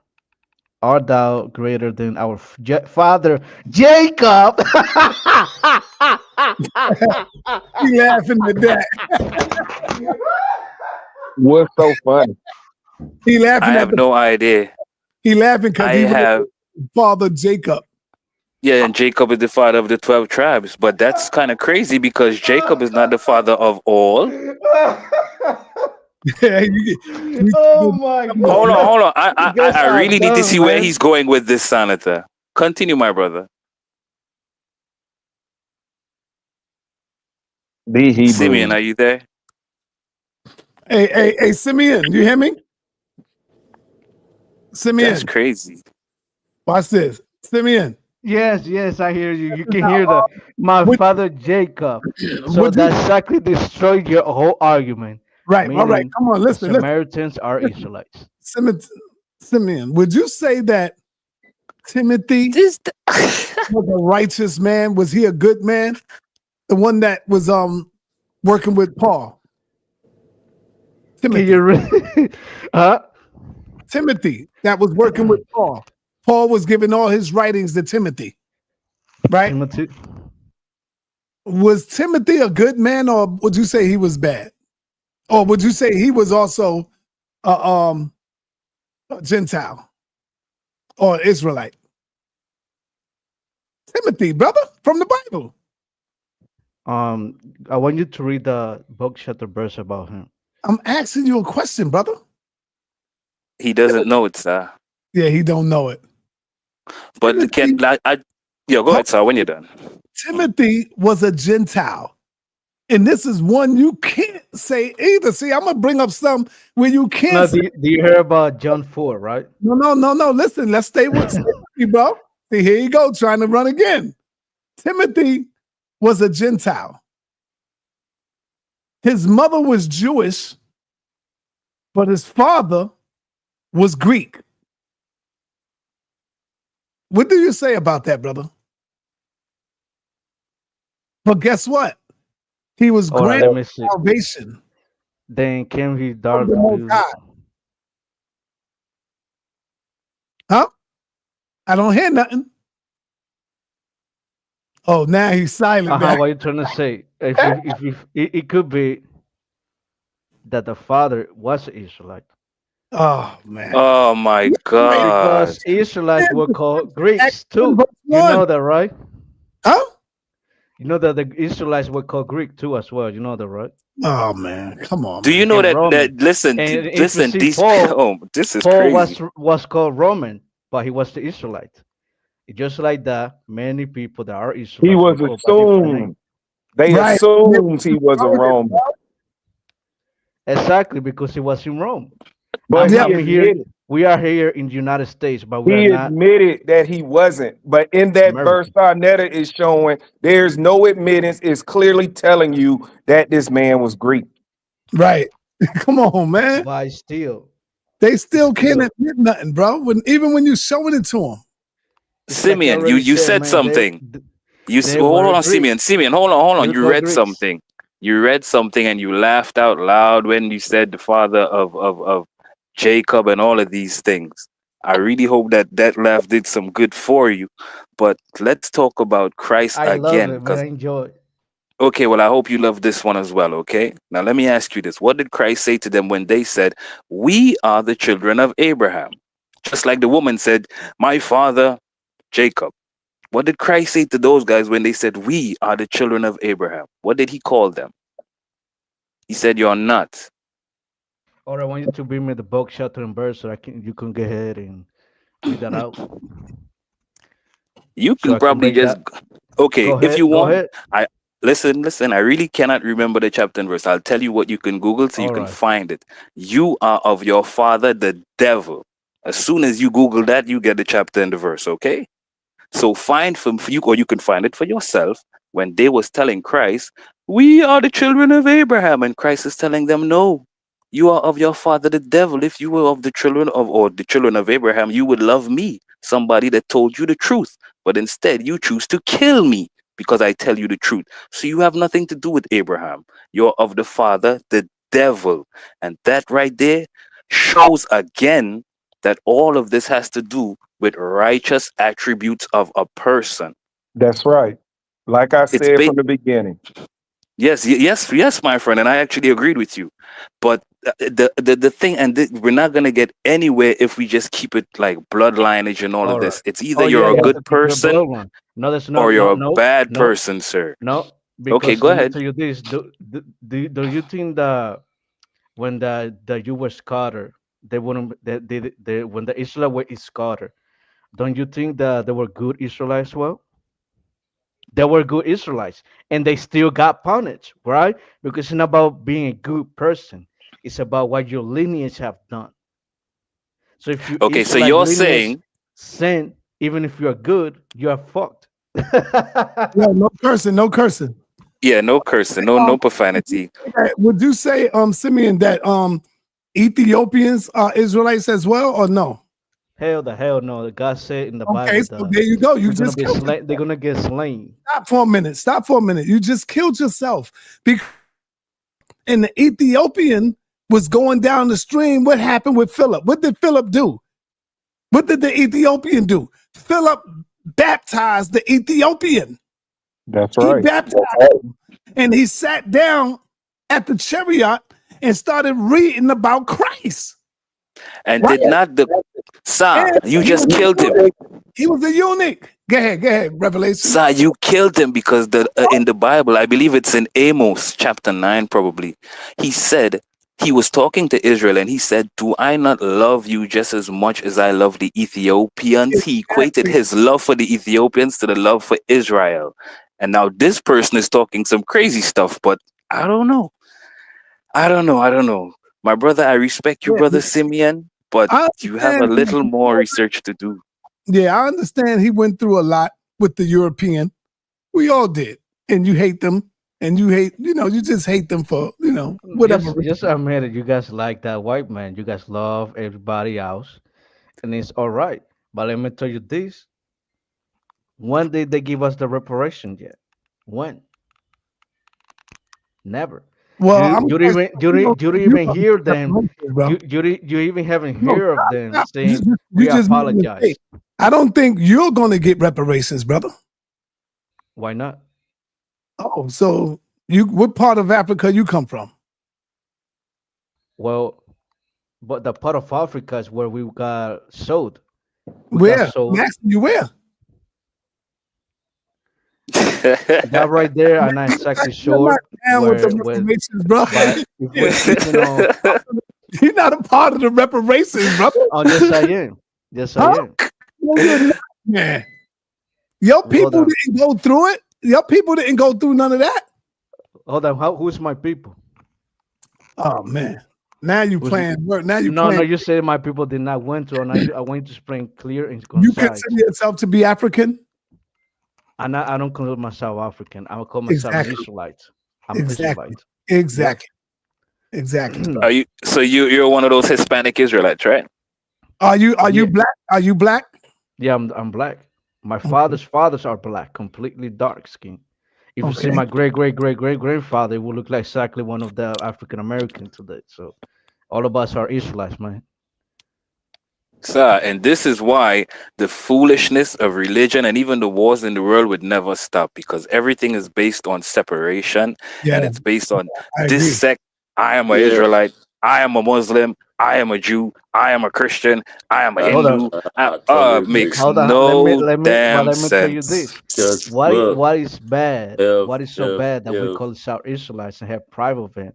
But other people that are from other nations, they can call themselves whatever. They have pride. Listen, and you guys won't have any problems. Now, no. African Americans want to do the same. Now it's a problem.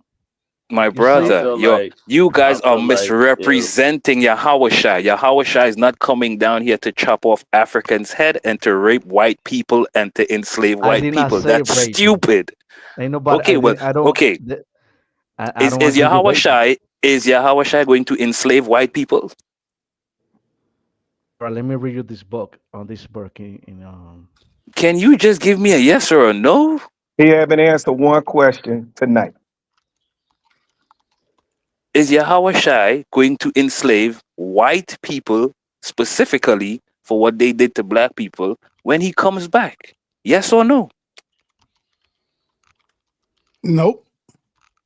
Hold on, he's going to try to get something in the scripture to say that that's what it means. I really want to hear the scripture that he's going to get. Well, I really do. I feel like... Yeah, go ahead. I feel like whichever tradition you follow behind, if you follow behind properly, I'm not biased to nobody. I don't care if you Muslim, Christian, Israel, Hebrew, Israelite, anything. If you follow the tradition the way it's supposed to, you all right. But then all religion is division.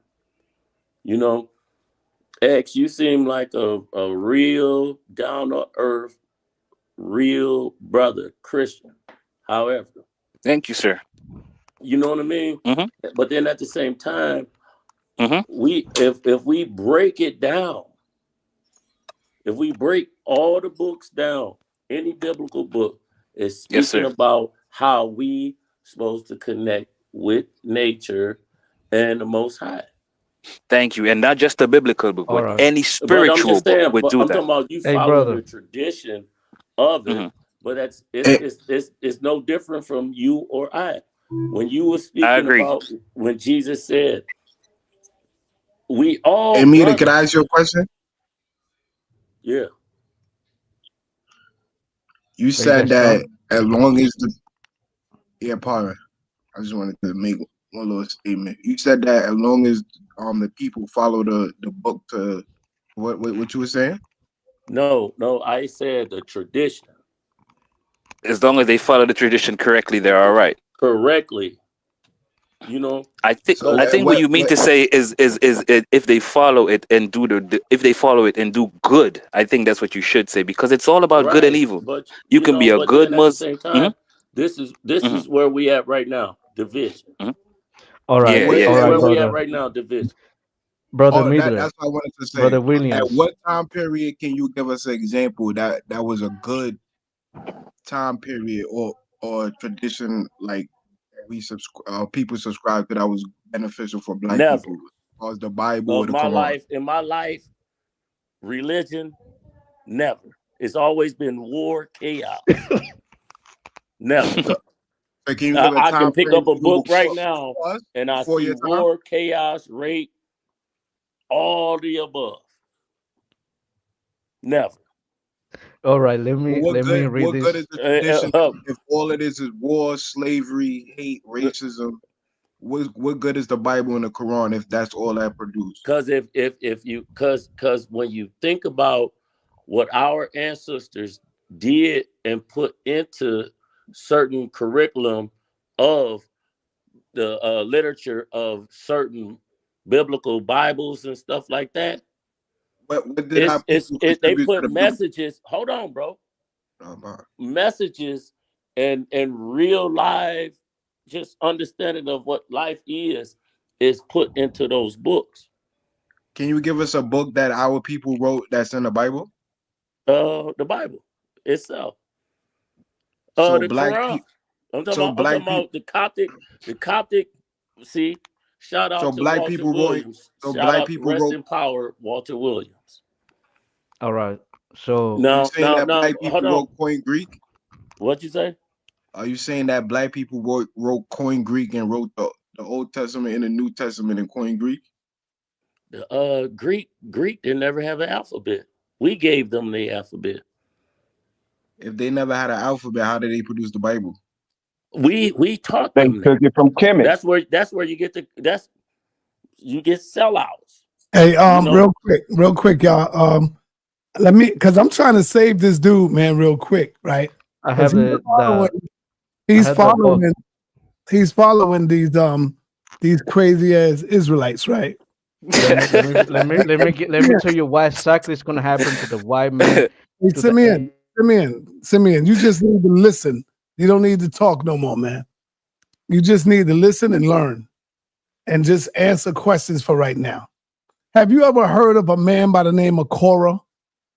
Simeon, come on. Have you ever heard of Korah? The tribe of Levi? What you mean you never heard of him? Never heard of Korah before. Korah, the tribe of Levi. Let's go right to it. Number 16.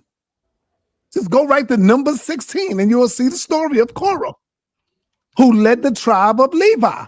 But guess what? These were dirty Israelites, and they were still being called Israelites. They was not called Gentiles. What does that mean to you, Korah? I mean, I call him Korah. What does that mean, Simeon? Can you repeat the whole thing you said? All right. Y'all say that the Israelites, because they was bad, that they turned they turned and started being like the Gentiles. So they was among the Gentiles, and you say, well, these are the Israelites, the ones that's being called Gentiles now. But why in the story of Korah, these were wicked ass Israelites, but they were still being called Israel. They wasn't being called Gentiles. See where I'm going? You got where I'm going at Revelation? Yes, sir. Yes, sir. Hey, that number. Can I ask you a question? Why you trying to say that? Bro, hold on, man. Hold on. I want to get this dude on this. All right. So the purpose that the Israelites were called Gentiles because they went away from the Israelites' ways. So have the let me explain. Listen, bro. So have the Israelites in Korah. But that was the leader of the Israelites over there. They rode away from God. And you know how many of them that God killed because of that? God killed. He opened up the earth and swallowed them up. These were Israelites. They was not called Gentiles. They was the Levite tribe. Come on, talk to me, man. You sound stuck right now.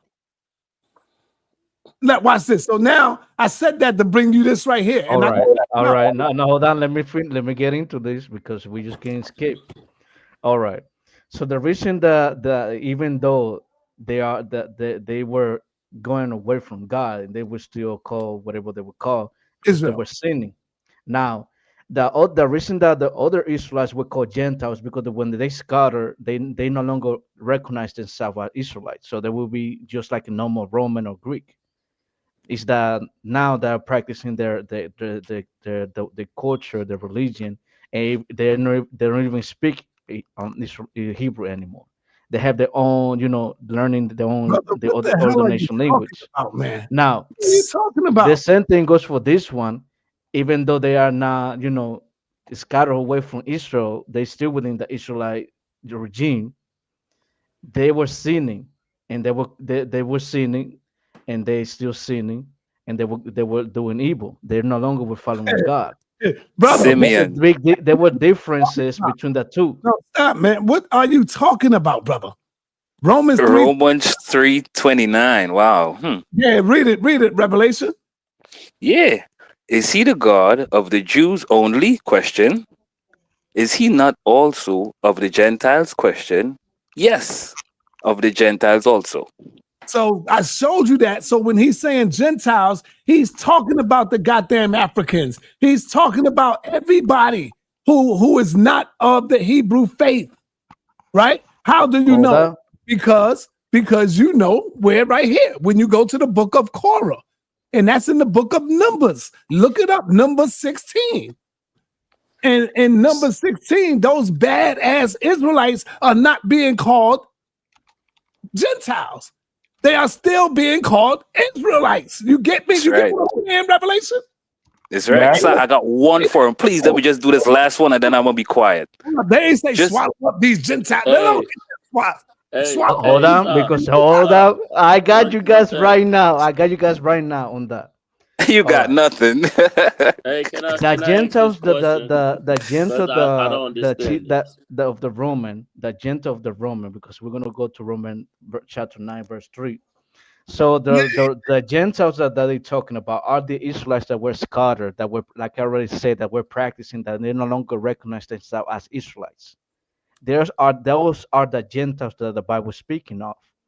And the same thing, that's why Paul in Rome, you will see that he was traveling to these different locations to gather these Israelites that are in the Gentile mindset, that they no longer speak Hebrew, they're no longer practicing, worshiping Yahweh Shai and his father Yahweh. That is the exact same reason that is saying the Gentiles, because they are no longer recognized as Israelites. Like I already read previously, there's a chapter that I wanted to read that talk about the don't be ignorant. You were ignorant. That you were ignorant. That you were once Gentiles. That you were ignorant. That you were once Gentiles. Are the Israelites that the Romans is speaking of? I bet you are one of them. I guarantee you that you have a camp. You got a camp, right? I don't have. I'm not winning the camp. Oh, you don't go to the camp? I'm not within the camp. Okay. See, sir, can I please ask him a question? Hey, And stop. after this, Let me ask So you a question, that's not please. going to help you for And the I'm done. matter of a fact that said that you were ignorant that Yah were called Gentiles, that Yah were called Gentiles because they are the one who's practicing other nations' ways. You're falling off the way. That's what the Bible says, that you're falling off the way. That is the exact same reason. Israelites, they are practicing something else. And if you okay, go you to can go if ahead, you go to Roman, Mr. Williams. You can go and if ahead. you go to Roman Okay. verse 9, chapter 3, I just want to I ask could this wish that question. myself, curse, which I could wish that I myself were cursed and cut So off from Christ for the sake of my people and my own race. Let me keep reading.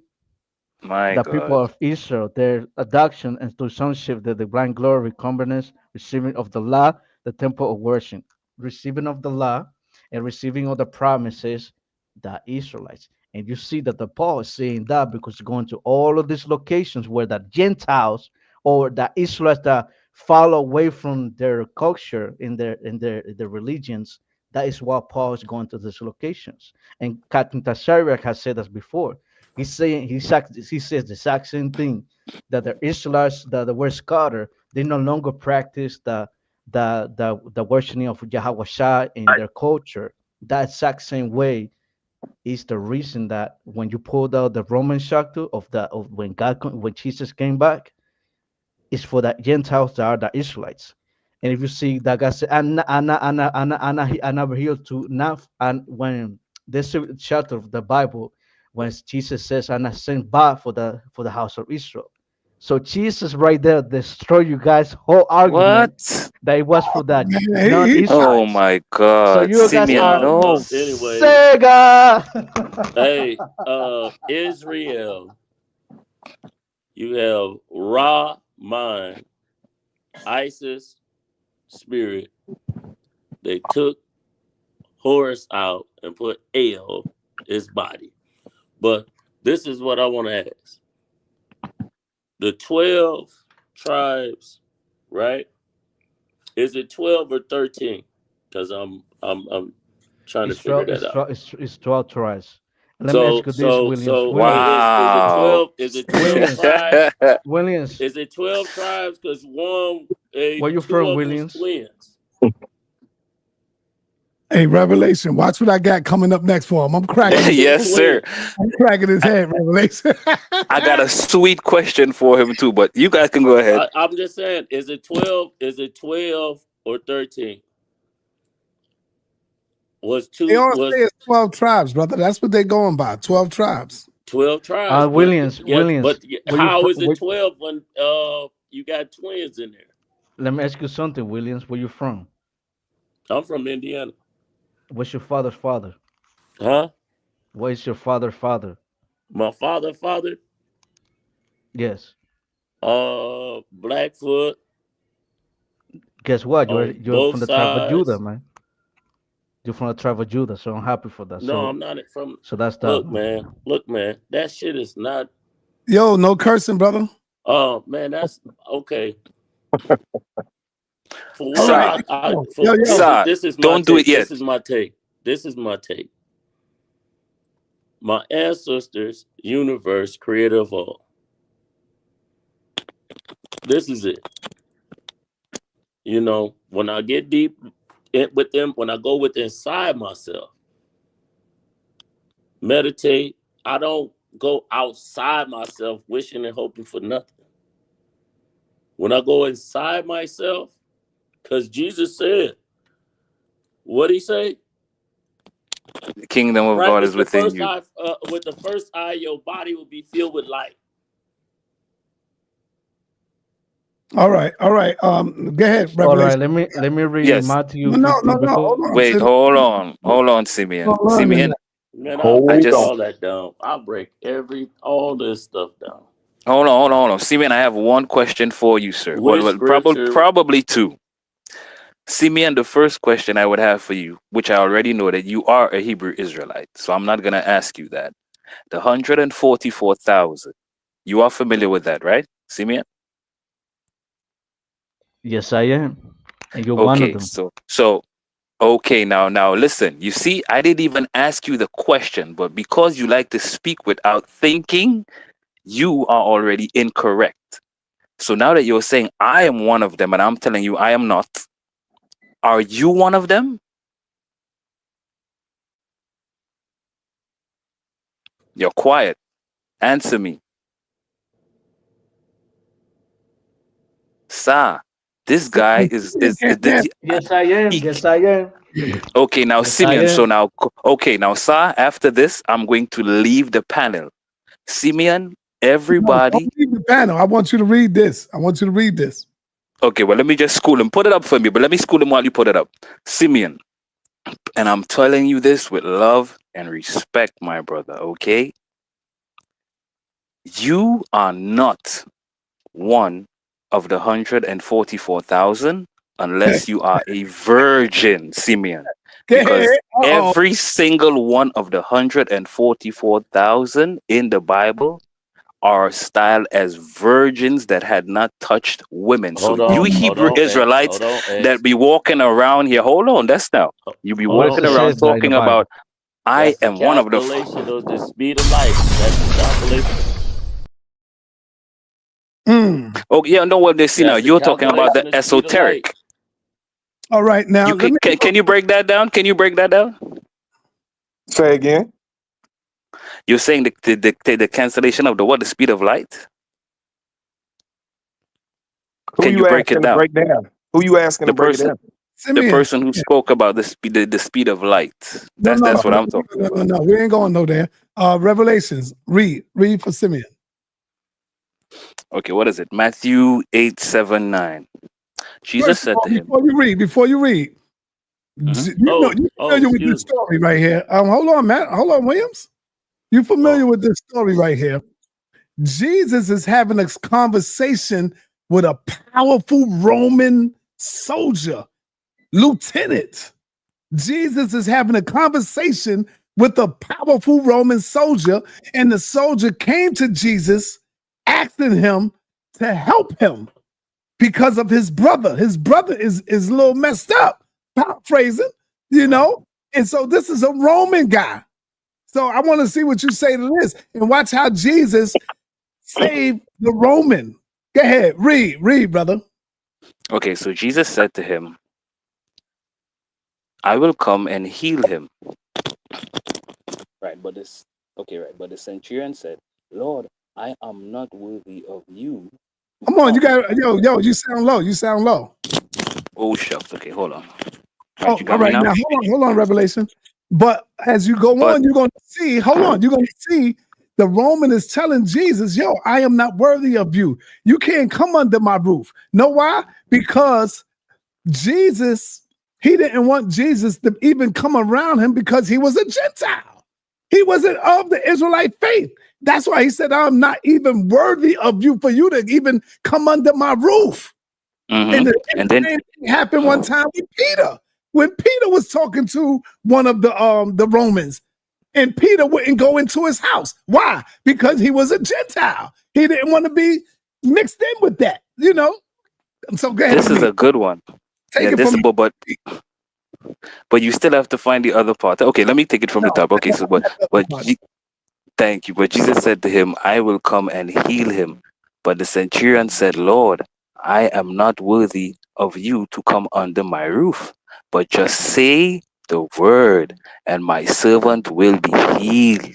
For now, I also stop. Now, if he was an Israelite, why is he saying you are not worthy to come under my roof? He can't be a Gentile. You know what? I mean, he can't be an Israelite according to you, because he believed in the Most High. That's why he went to him. See, this is a Gentile who went to the Lord, right? So this Gentile is not a non-believer. So why are we calling him a Gentile? Come on, go ahead, read, man. He'll get it. Yeah, let me give you a response. No, let him finish reading. Read, brother. For I also am a man under authority, with soldiers under me. And I say to this one, go, and he goes. and to another, come, and he comes, and to my slaves, do this, and he does it. But there's the other part, sa.neter, where Christ said, I have never seen faith as such as this guy. Let me get it. I'm gonna get it right here. Hold on. That's real powerful. So what is he saying that for? He's saying that he have never seen a man like this. In the whole of Israel. He did say that. Right. In the whole of Israel. Correct. Correct. Let me see. What part is that? Hold on. Let's go 9:15. I had this for earlier that he said what God's going to do to the white man.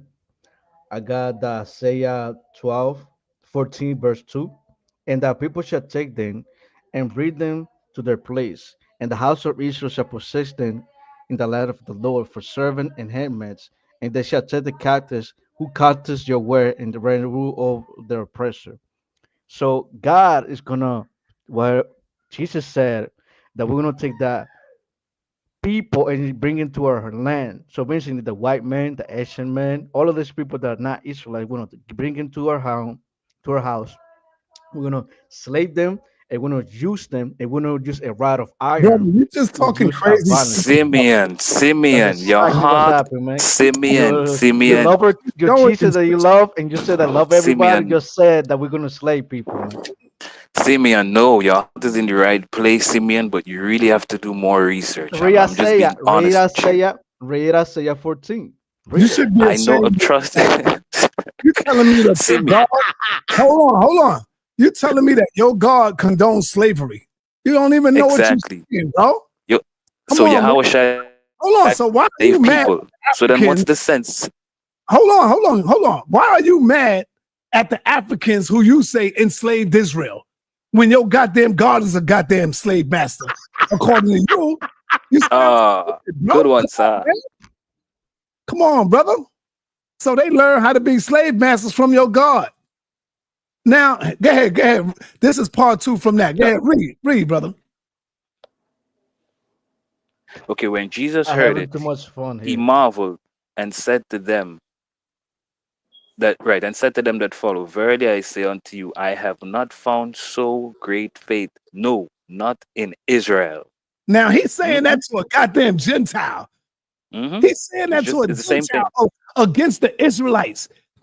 He's telling this Roman soldier that he have way more goddamn faith in his pinky than the whole of Israel, bro. What are you talking about? All right. Come on, man. He ain't ready. He's not ready. He's not. And Simeon, if you don't know that the 144,000 are all virgins, brother, you really need to go back and do some reading. That's just the truth. Let me answer that because man, you got misunderstanding there. First of all, that guy that you said is an Israelite. That person, I say that's Israelite. The Roman guy is an Israelite? I say he's an Israelite. So how come he didn't come under the roof? How come he told Jesus he is not worthy to come up under his roof? How come? And how come Christ said that he have not seen such faith nowhere in Israel?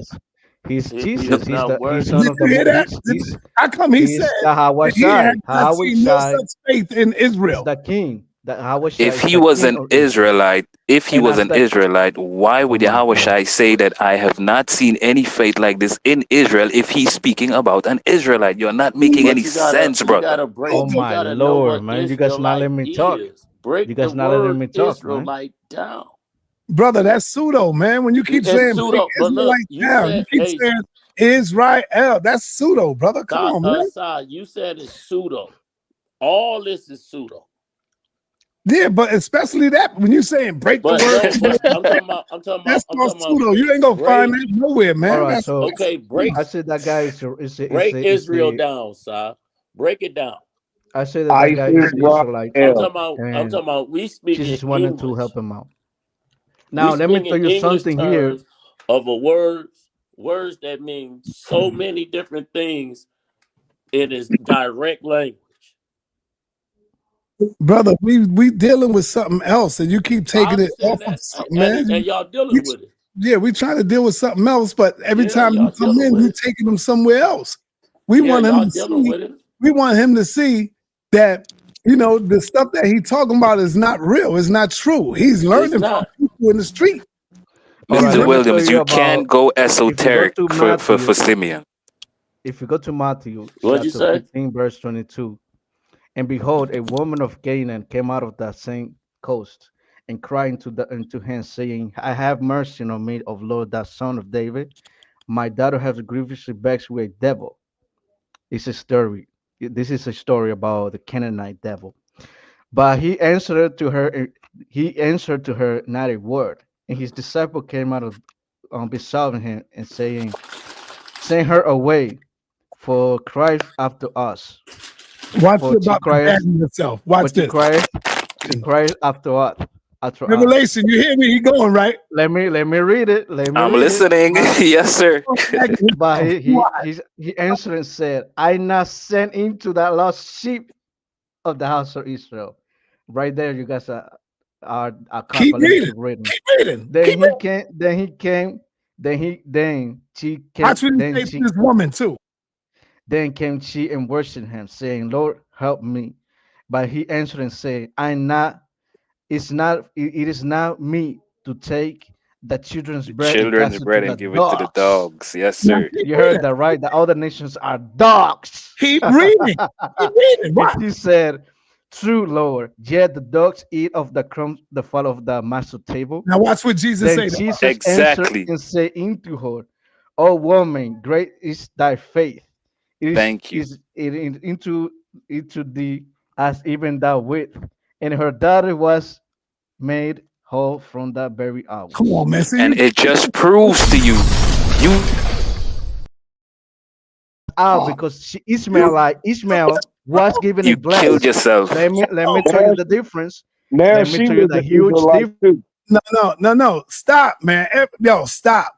You daggered yourself, bro. Yep. Keep reading. Talking about. Now, was she an Israelite? Jesus said she was a goddamn, he said, I would not cast us to a dog. But what you don't know is Jesus said what? He said he came to fulfill prophecy, right? He made a promise he would come for them. And that's why his whole mission during that time was to come to Israel. He was to come to Israel. But at the end of the day, he wasn't talking about he's going against all the Gentiles that was there. He just wanted to make sure he come to save those Israelites. No, let me tell you this. He was not messing with, No, but Simeon, after he told her, I'm sorry, sa.neter, I'm sorry, sir, but Simeon, after he told her that your faith has made you whole, was she accepted or not? What would you say? Did her faith make her whole, yes or no? Let me explain this. There's a big difference between you use yes or no, don't let you? Me answer, man. sa.neter said, was speaking about what I read. Now let me respond to sa.neter. All right. So there's a big difference between God helping somebody and saving somebody. For example, the Ishmael was blessed.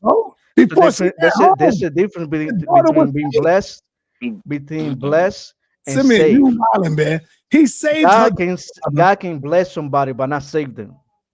Sir, this is nuts. I love you guys, but I gotta run, sir. I'm out of here, man. I'm out. Peace and blessings. That's a big difference. Everybody, man, thank y'all for tuning in.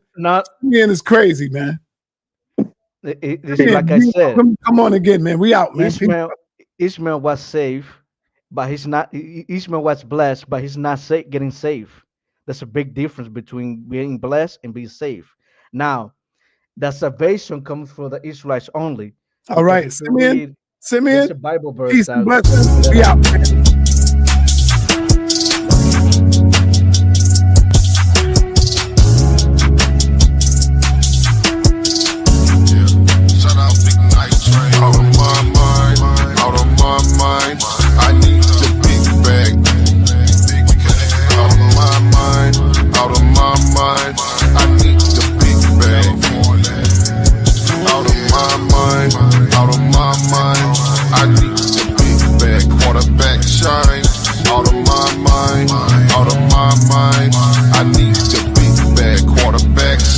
So long it feel like home to me. To keep it real, I keep that chrome in me. Sometimes Sometimes I feel nobody's home. I bet you ain't expecting this tone. You ain't tripping, it's just all in your bones. Yeah, early dismissal for your songs. I don't want beef, rearrange your tone. I'm not too proper, I just stop before you home. Put your life on that shit, leave that shit alone. Out of my mind, I need the big bag. Out of my mind, out of my mind, I need the big bag. Out of my mind, out of my mind, I need the big bag. Quarterback shine. Out of my mind, out of my mind, I need the big bag. Quarterback shine. At night it feel like I've been out of my mind all day, and I gotta say it feeling good to be right back up on the scene. My pistol beam so clean I call it God's eye. Come back with fits and jeans so mean I leave them home tied. Pull up with shit with screams, that bitch was screaming all night. She left her cream up on the seat up on my motorbike. Yeah. Take a picture of the dream and make a satellite. Don't take no picture of the link cause we be killing mice. 2223 cause I've been feeling light. I usually roll with M16s but I've been chilling right. Check my team, they full of beans. I pray the Lord to grant your dreams if you ain't fucking with the team.